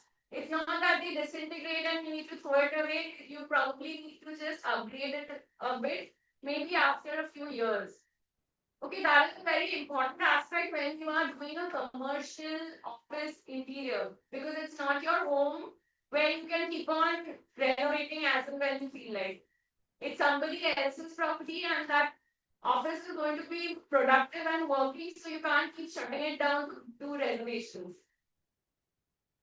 What is a smart office? Okay, when we are talking about a sustainable office in 2026, we are also talking about a smart office. Because without being smart or without being gadget friendly, you cannot achieve 100% sustainability. Okay, you can probably achieve 90% sustainability, but that one little cherry on the cake is being smart. So in a smart office, you have the advantage of no wastage of electricity, like in your office environment here. When people have gone off for lunch, automatically the lights will shut off. Okay, automation is very important in smart office. IoT sensors and PMS, that is integration of everything, even ACs will shut off. Building management systems will tell people, okay, there are people in this part of the building, so only keep those gates open, the other gates can shut off. Cloud-based systems, all your data storage, everything is cloud-based, and they are all going to servers. So physical storage is minimized. Flexible hot desking. This is a very interesting concept. Nobody has a fixed desk. Imagine yourself coming to college and sitting in different places. You all have this, nahi ye mera table, nahi ye mera desk. Imagine you booking that desk from your phone. Okay, so that's the way 2026 the office works, that from home you book the desk that you want to sit on for that day, and that's what's called hot desking. So you don't have a permanent desk for yourself. Whichever desk you book it for that day in the morning is the desk to sit on. Why do you think the concept of hot desking came up? Hot desking was not there pre-COVID.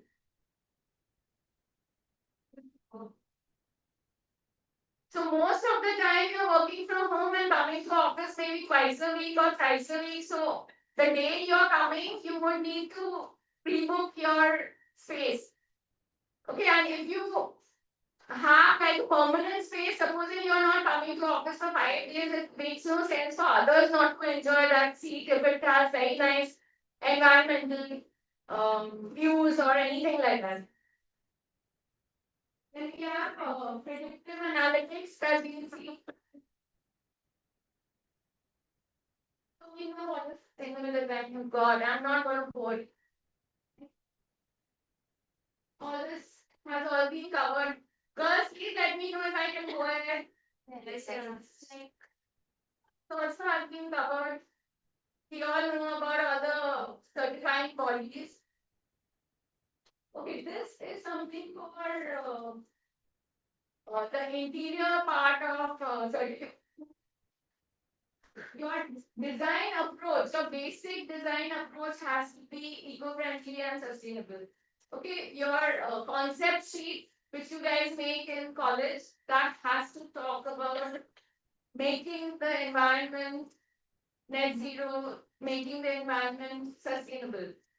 That environment I'm talking about is that interior space that you all are designing. The narrative, after the narrative comes the indoor environment. The indoor environment will mean all that IQ, that the quality, etc. Then water conservation and materials and resources like recycled materials. I'll show you a project where all this is applied, then I think you will understand what all this means in application. Okay, next.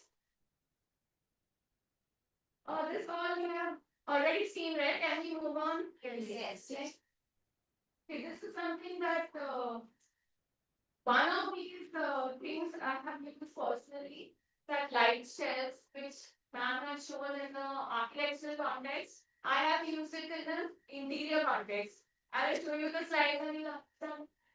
These are solar tubes, window wall ratio, and light shells are some compliances, some gadgets that you can do to optimize the sunlight in a environment where not too much sunlight comes in. Okay, most of us, as being in the interior profession, don't get an ideal site because you are not designing the building. Please understand, you are designing only that part of the building which you're given as a ready-made model. So, in that ready-made model, your maximization is your brainstorming and your ideas, how you can do the best with it.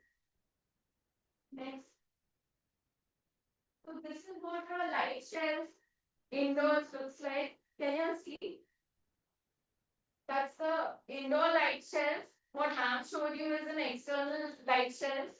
Indoor light shelf you have to use when you have no other choice. You have no other windows. This is the only window probably where you need to bring in maximum light till the maximum end of the room. That solar tube you can use when you have a sloping roof. Okay, and you cannot put in a sloping roof a skylight. What will happen if you put a skylight in the sloping roof?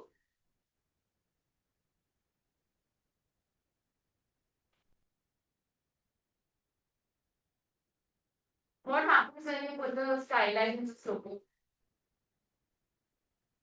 And why this is better than a skylight?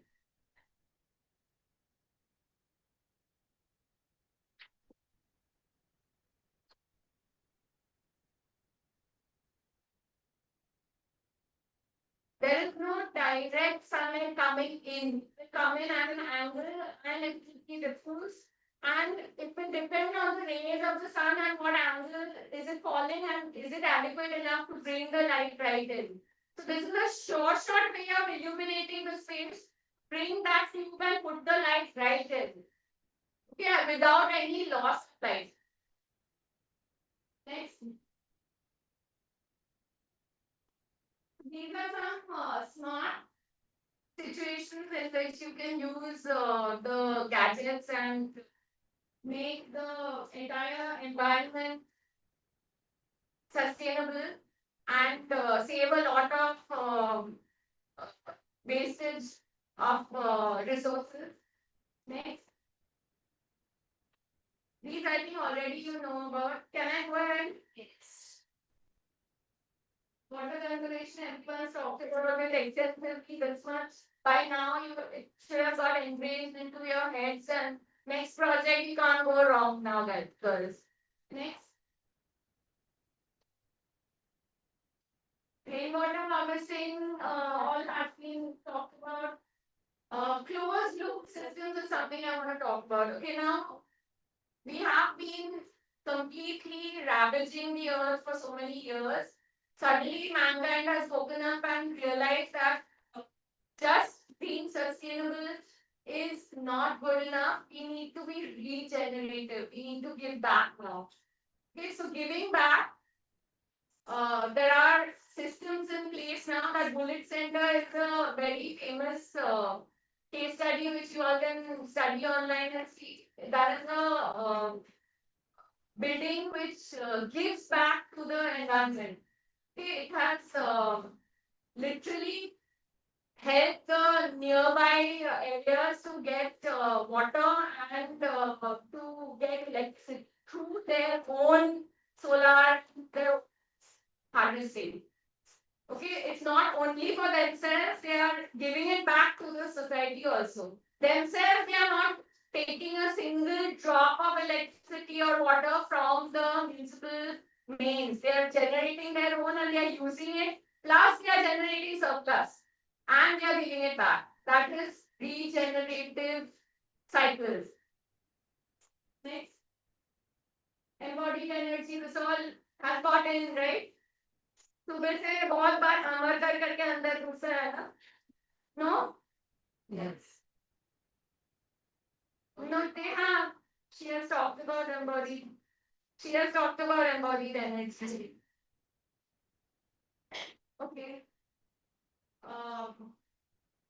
the material selection like she has already told you depends completely on the embodied energy that is there in the material itself.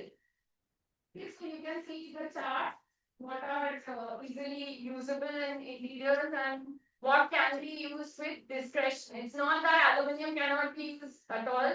It can be used and it is a good material to recycle. Okay, so all of them have its own pros and cons. Next. What are salvage materials? Girls.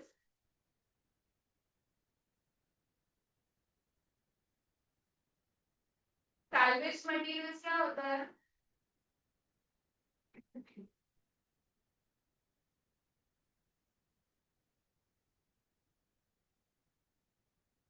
Recycled materials पता है? What is recycled material?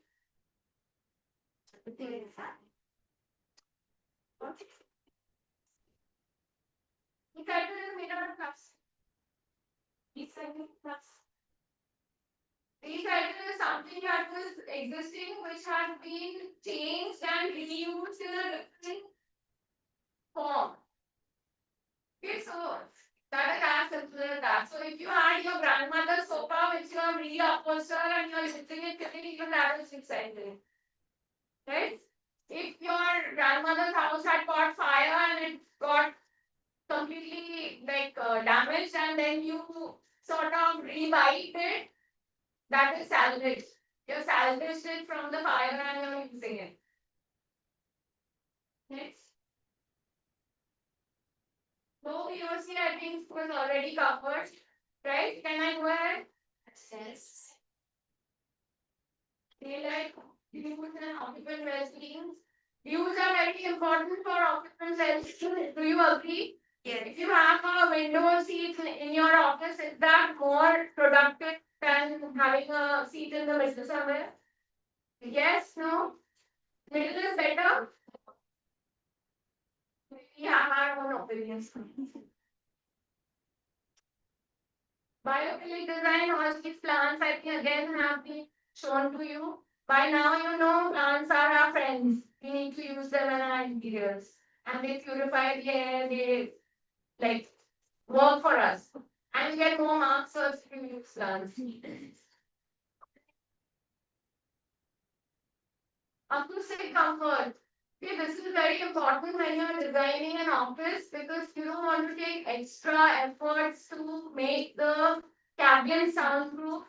You don't want to take extra efforts to make private spaces private. Okay, so that is why you need to make the rooms in the beginning itself with such materials that will contain the sound within that room itself. And in sustainable interiors, there are very few rooms like that. It's not like the traditional offices which had those siloed departments which were one cabin and all of them pushed into that. See, there are few cabins in the modern office. Most of the offices are open and everyone can make eye contact with each other. Next. This is the office. Can you show this?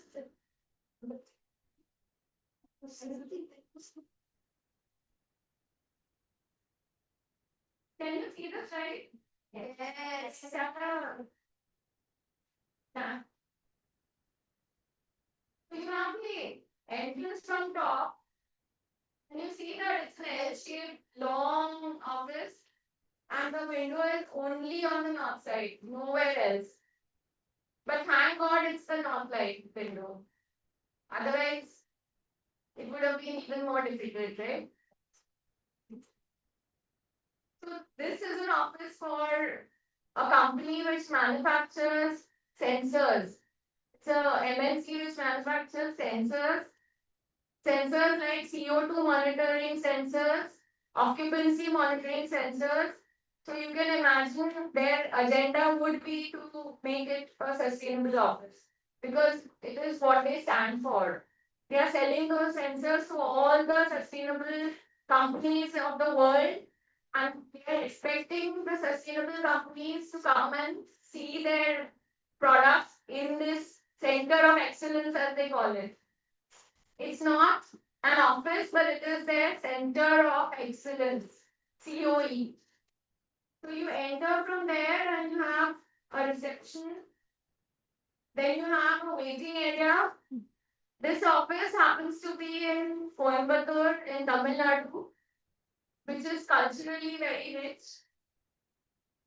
Because we didn't want this office to be like fitted anywhere else, you can take this land and say, okay, it's in Maharashtra.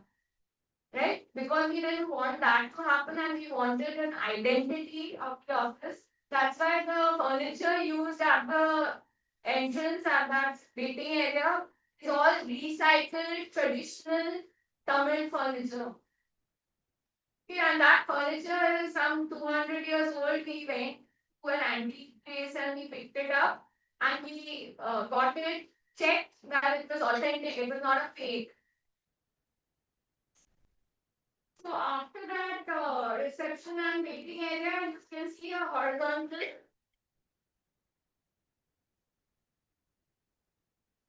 You can see this. Yes.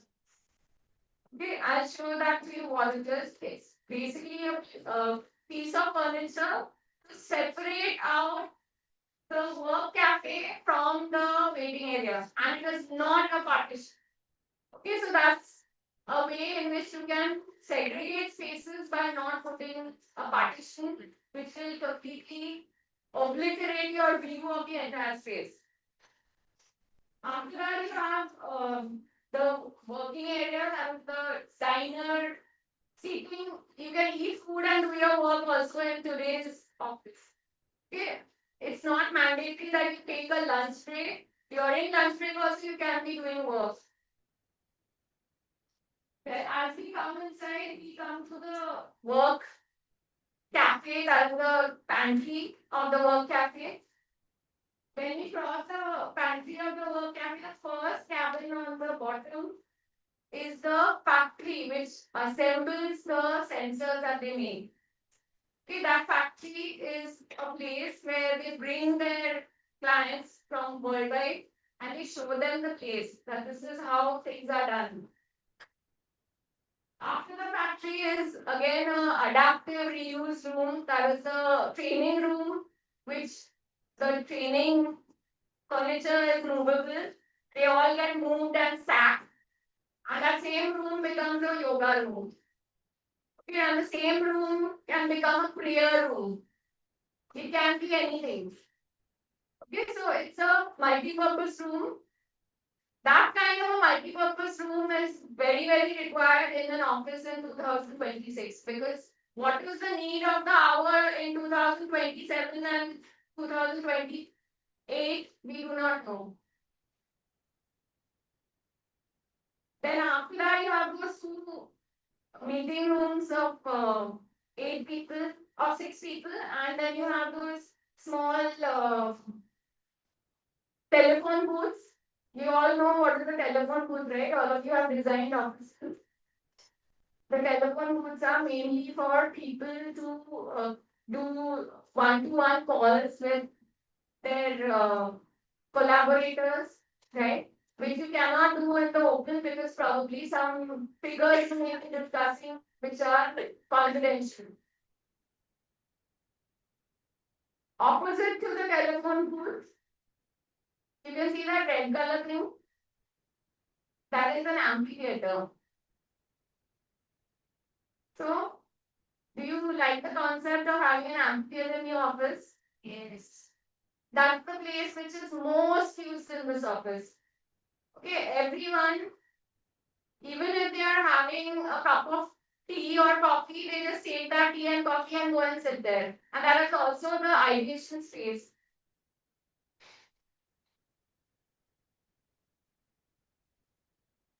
So this is also an ideation space. You can just sit there and just scribble something on that white wall that is there. Next to that is a scrum table. Okay, all these are again jargons of 2000 plus. After 2000, we started doing these kind of offices. Before 2000, we were doing very stern and serious kind of offices which didn't have any of these fun things. Over here are the pods. Again, all of you are aware of what are pods. 6 people working pods and 4 people working pods. Okay, we see them everywhere. We see them even at airports. We see them even in new institutions.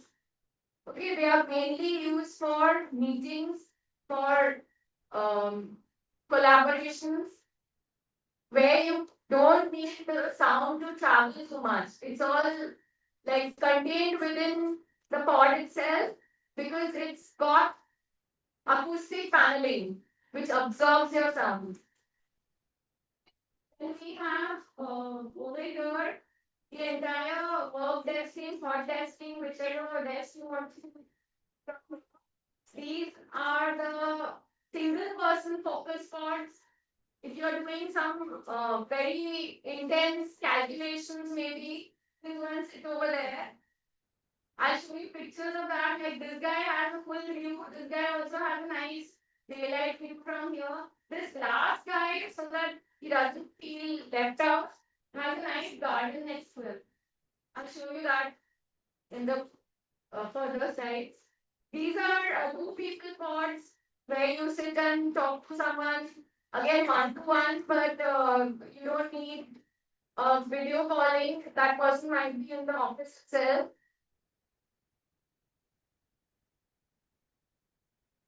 Okay, so just go to the next slide. These are the server rooms. These are the server rooms which are very important because this entire office has solar panels on the roof. And from the solar panels on the roof, you need to bring down and store your batteries in those rooms. Okay, so the solar panels are giving power to their sensors to run by themselves. This is the entrance lobby and the work cafe. This is that trunk which you have put to segregate the two areas. So back, please. We'll put it on the side show today.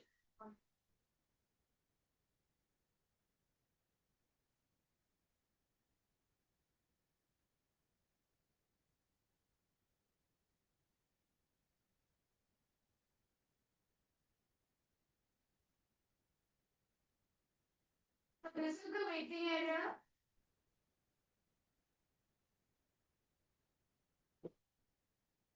Exit the sides when you finish.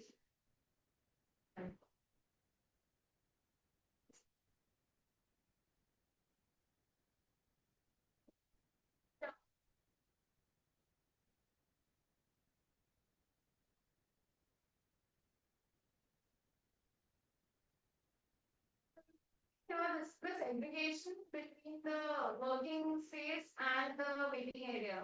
And the waiting area has all the reused furniture, salvage, reuse, recycled.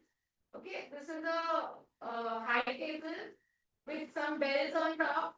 Can't see it very clearly too. This is the pantry of the cafe. The meeting suites around here. Next. This is a smart board that shows you which tables are occupied, which rooms are occupied. Okay, with your phone you can always book a meeting room space. What happened? वो भी बोल रहा है जल्दी खत्म करो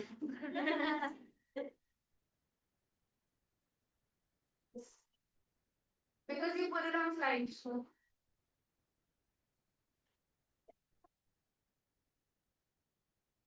PPT won't move on its own. It's on slideshow. That's why it's making.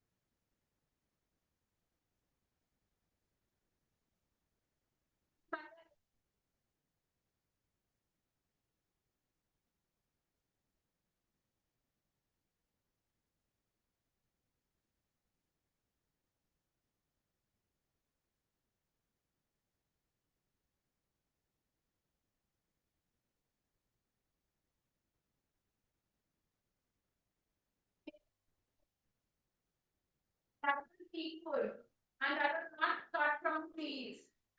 Again, the client had some old furniture and we sliced those and reused it.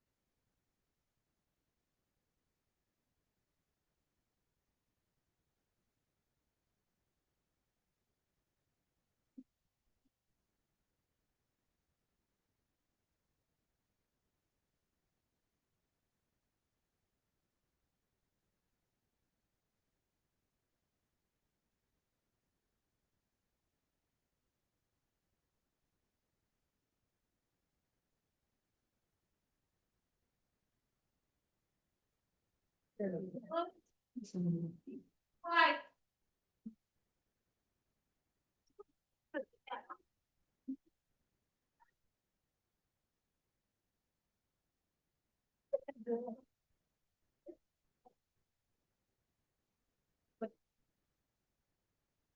How many of you want to see sustainable interior?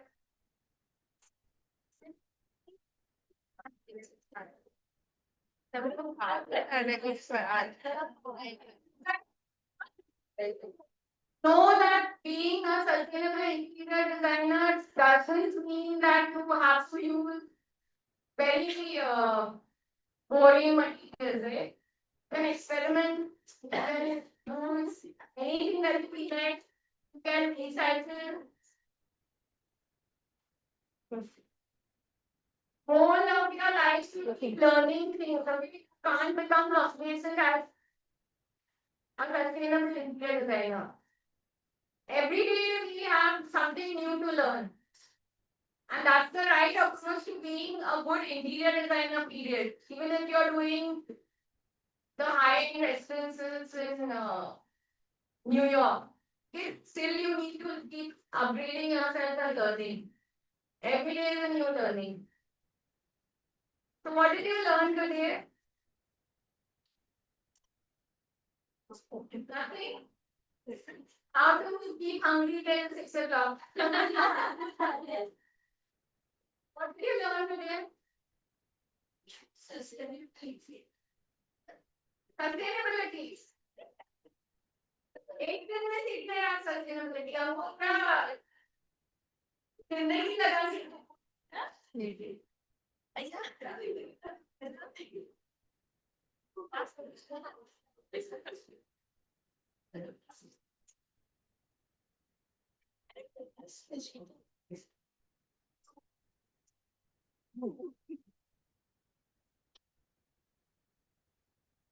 What would be your takeaway from this conference?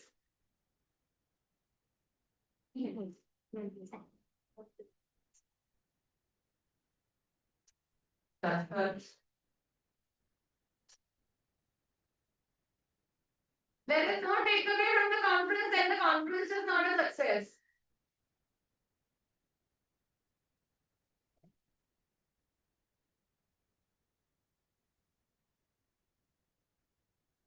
We all know that they put a gun on your head and said stay and listen to the last speaker also.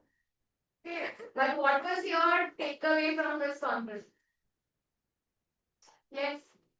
We got plenty of career opportunities like we can go in the outdoors or maybe the office, commercial, residential, and cover the sustainable part in that. We got many career opportunities. What else?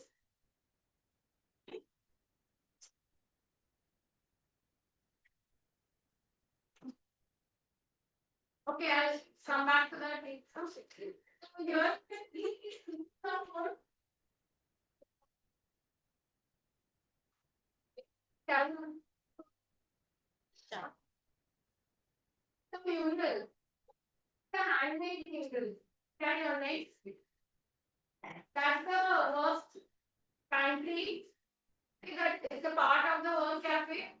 In today's offices, the pantry is very much a symbol of showing off rather than hiding it behind walls.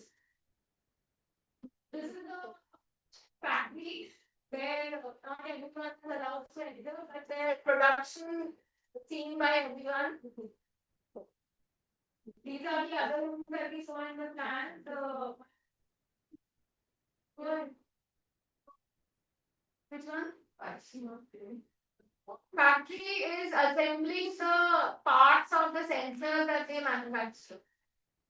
The sensors are so small. Okay, they keep manufacturing it in that factory on a daily basis. Different sensors with different people dedicatedly assembling it. So these are the transition spaces in between different spaces. This is that last guy I told you who was sitting in the garden.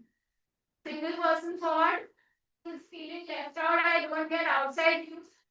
So as far as he's got greenery and he's supposed to feel like he's sitting in the garden and not feeling isolated. This is the amphitheater.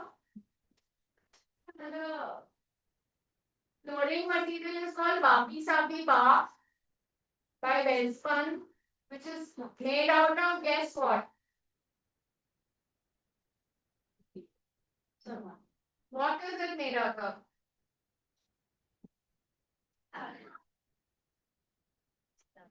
Something which is recycled. Yes. Anyone?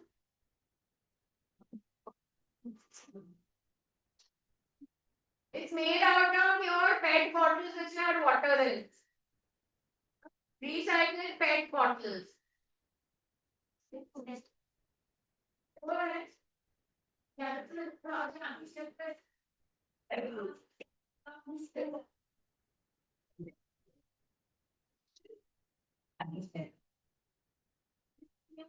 Bring it right up to that last row of working desk, hot desk, जो last आपको दिखा in the plan. This light is now sufficient because it bounces off this shelf and comes right in. At least another 6 feet we brought it in. It was coming in by about 13, 14 feet. We brought it in by another 6 feet. And we had done a demo before installing it. This whole thing? No, it's like, no, and then. Yes, yes. But then, yes. Next. This is the look of the multi-purpose hall. You can see it doesn't have any particular color or shade as such. It is absolutely adapted to any kind of religion, caste, creed, anything. Okay, you can use it for prayer, you can use it as a library. This is not the end. Because it's the training room. Okay, the tables can be moved along this wall. And you can use the entire space for yoga. This is the me time space next to the glass shelf, next to the solar shelf, where you can get the views of the outside. This building also has a farm to plate concept. They grow their own vegetables and they have a restaurant on top where they serve from the vegetables they grow. This is me time seeds. And this is the detail of that shelf. Next, that's the company name and the logo sheets. What they stand for.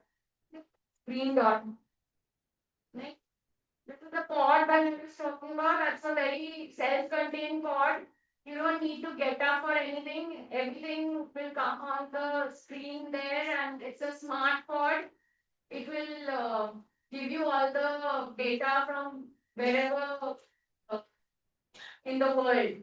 It's connected to the net and like a direct smart TV. Next. That's the whole journey of that two phase. Is it boring? It's not boring because it's got a lot of activities around it and it's not the same replicated activity. It's like a whole lot of different activities within a very small space. So every step that you take is taking you to a different activity, and that is the whole beauty of the whole journey of that long, boring corridor space. Next. So these are the separators between tables. Here you can see there are cluster of tables. You saw that in the plan also. The separators between the tables are also having storages as well as these plants which are purifying the air. The biomarker is like a local plant that's available in Coimbatore.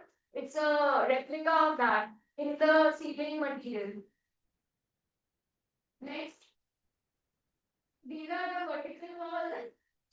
You can see the garden, the vertical walls on the left hand side.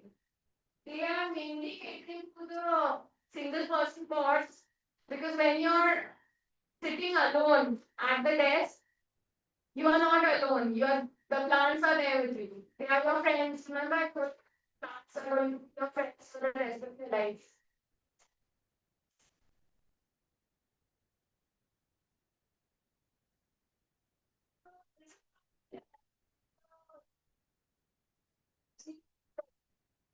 All of you need to know the IGBC credits by now, right? So, sneezing, etc. That glass shell gave us 2 extra points. Next.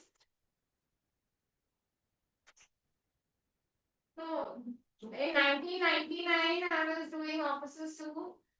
1996 से लेके अभी तक I've been doing offices, and I'll show you quickly a project I've done in 1999, which I believe was also sustainable because nothing in that office has changed. It still exists the way it was designed in 1999.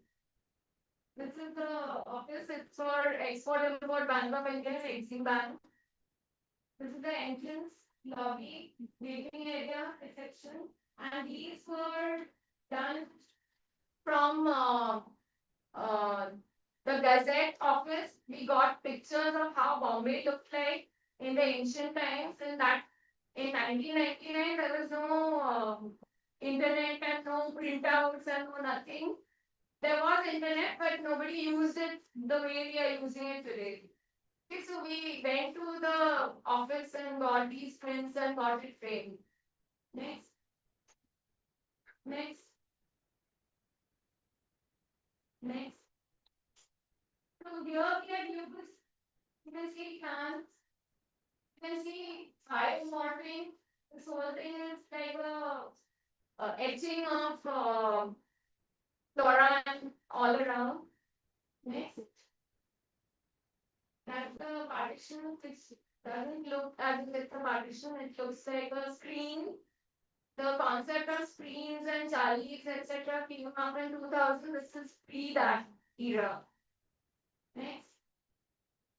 Next. That's the conference room. We had put a plant. Next. Small meeting rooms, again you can see. So the down. Next. This is the office area.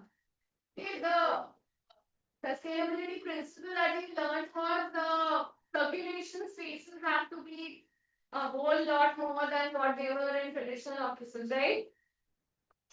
The open spaces had to be much bigger, right?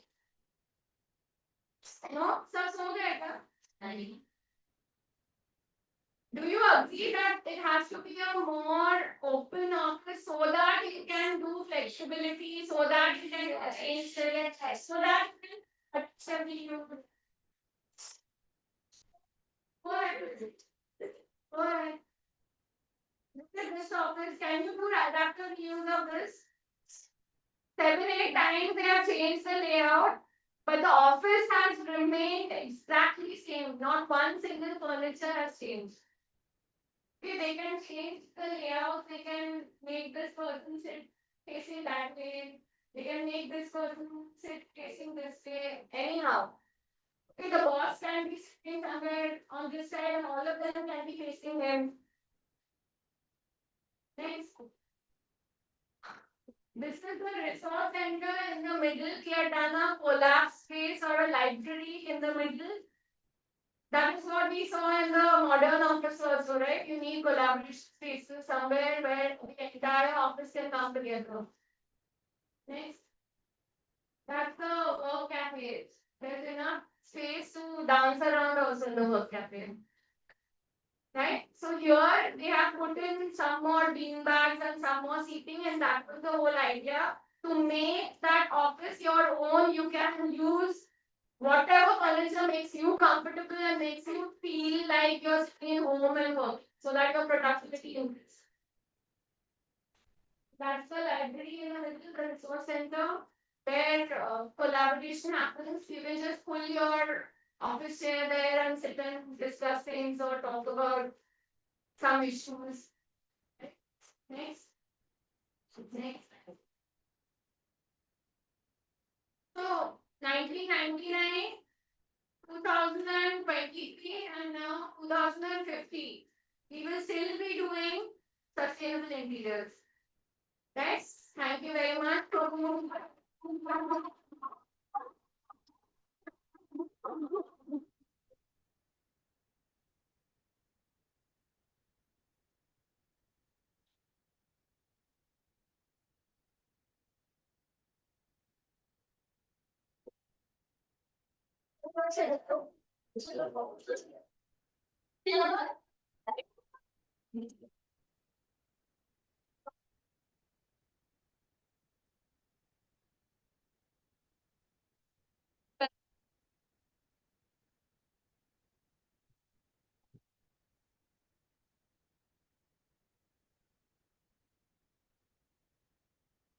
So, yes, this was the last session. I think Architects Every Course has shared a wealth of experience from a project. If you go to see the 1999 office, nowadays actually they don't make that office. It's so beautiful, the small shapes and still it looks so appealing. And today we are going really minimalistic and trying to make it look simpler and okay, I don't know how more simpler we want to make it, but there is a different charm in those old offices somehow. And as she has said, today also it looks timeless and it looks beautiful and sustainable. I think it's a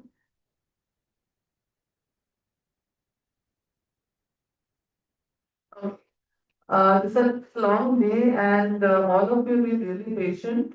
And you have to be patient if you want to learn something. So, grown up enough in your early 20s that if you don't learn patience now, it's difficult to learn later. Okay? So, thank you so much for being in such a wonderful audience. I would like to invite Dr. Himani Malhotra to close this conference with a vote of thanks.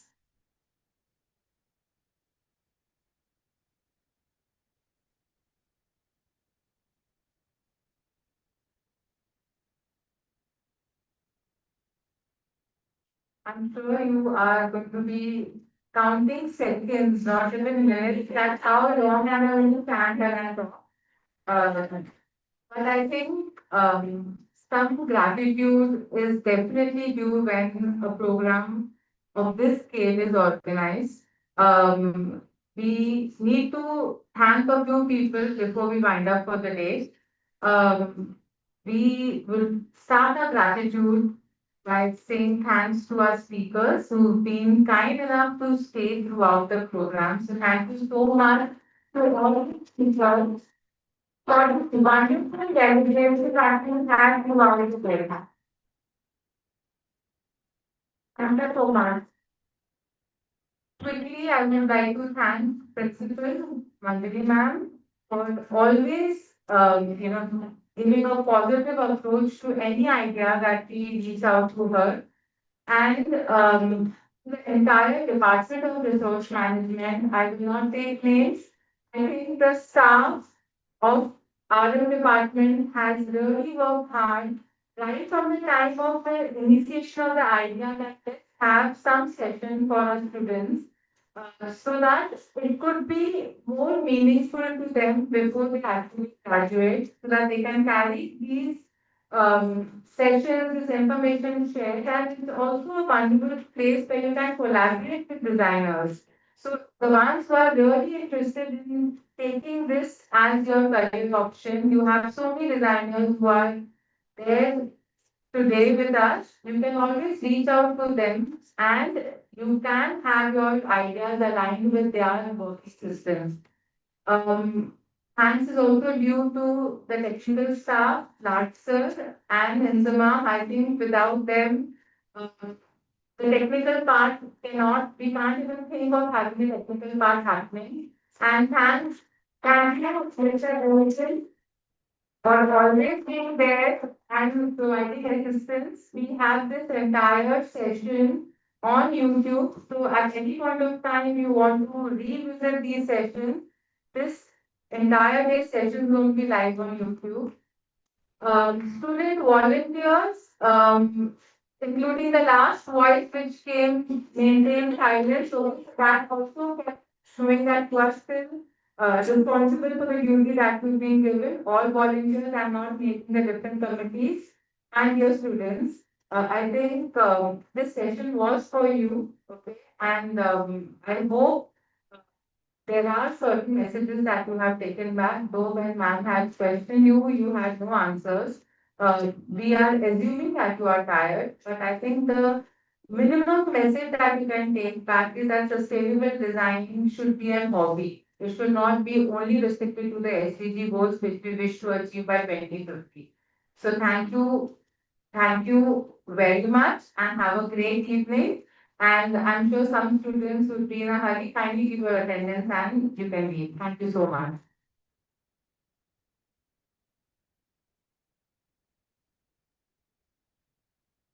I'm sorry if I have missed out any name or if I have not mentioned any person. Thank you so much.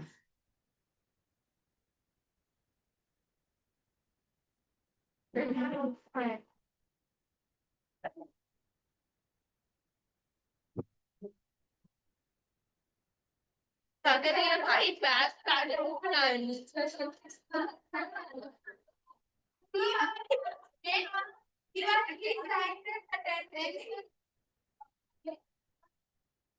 You are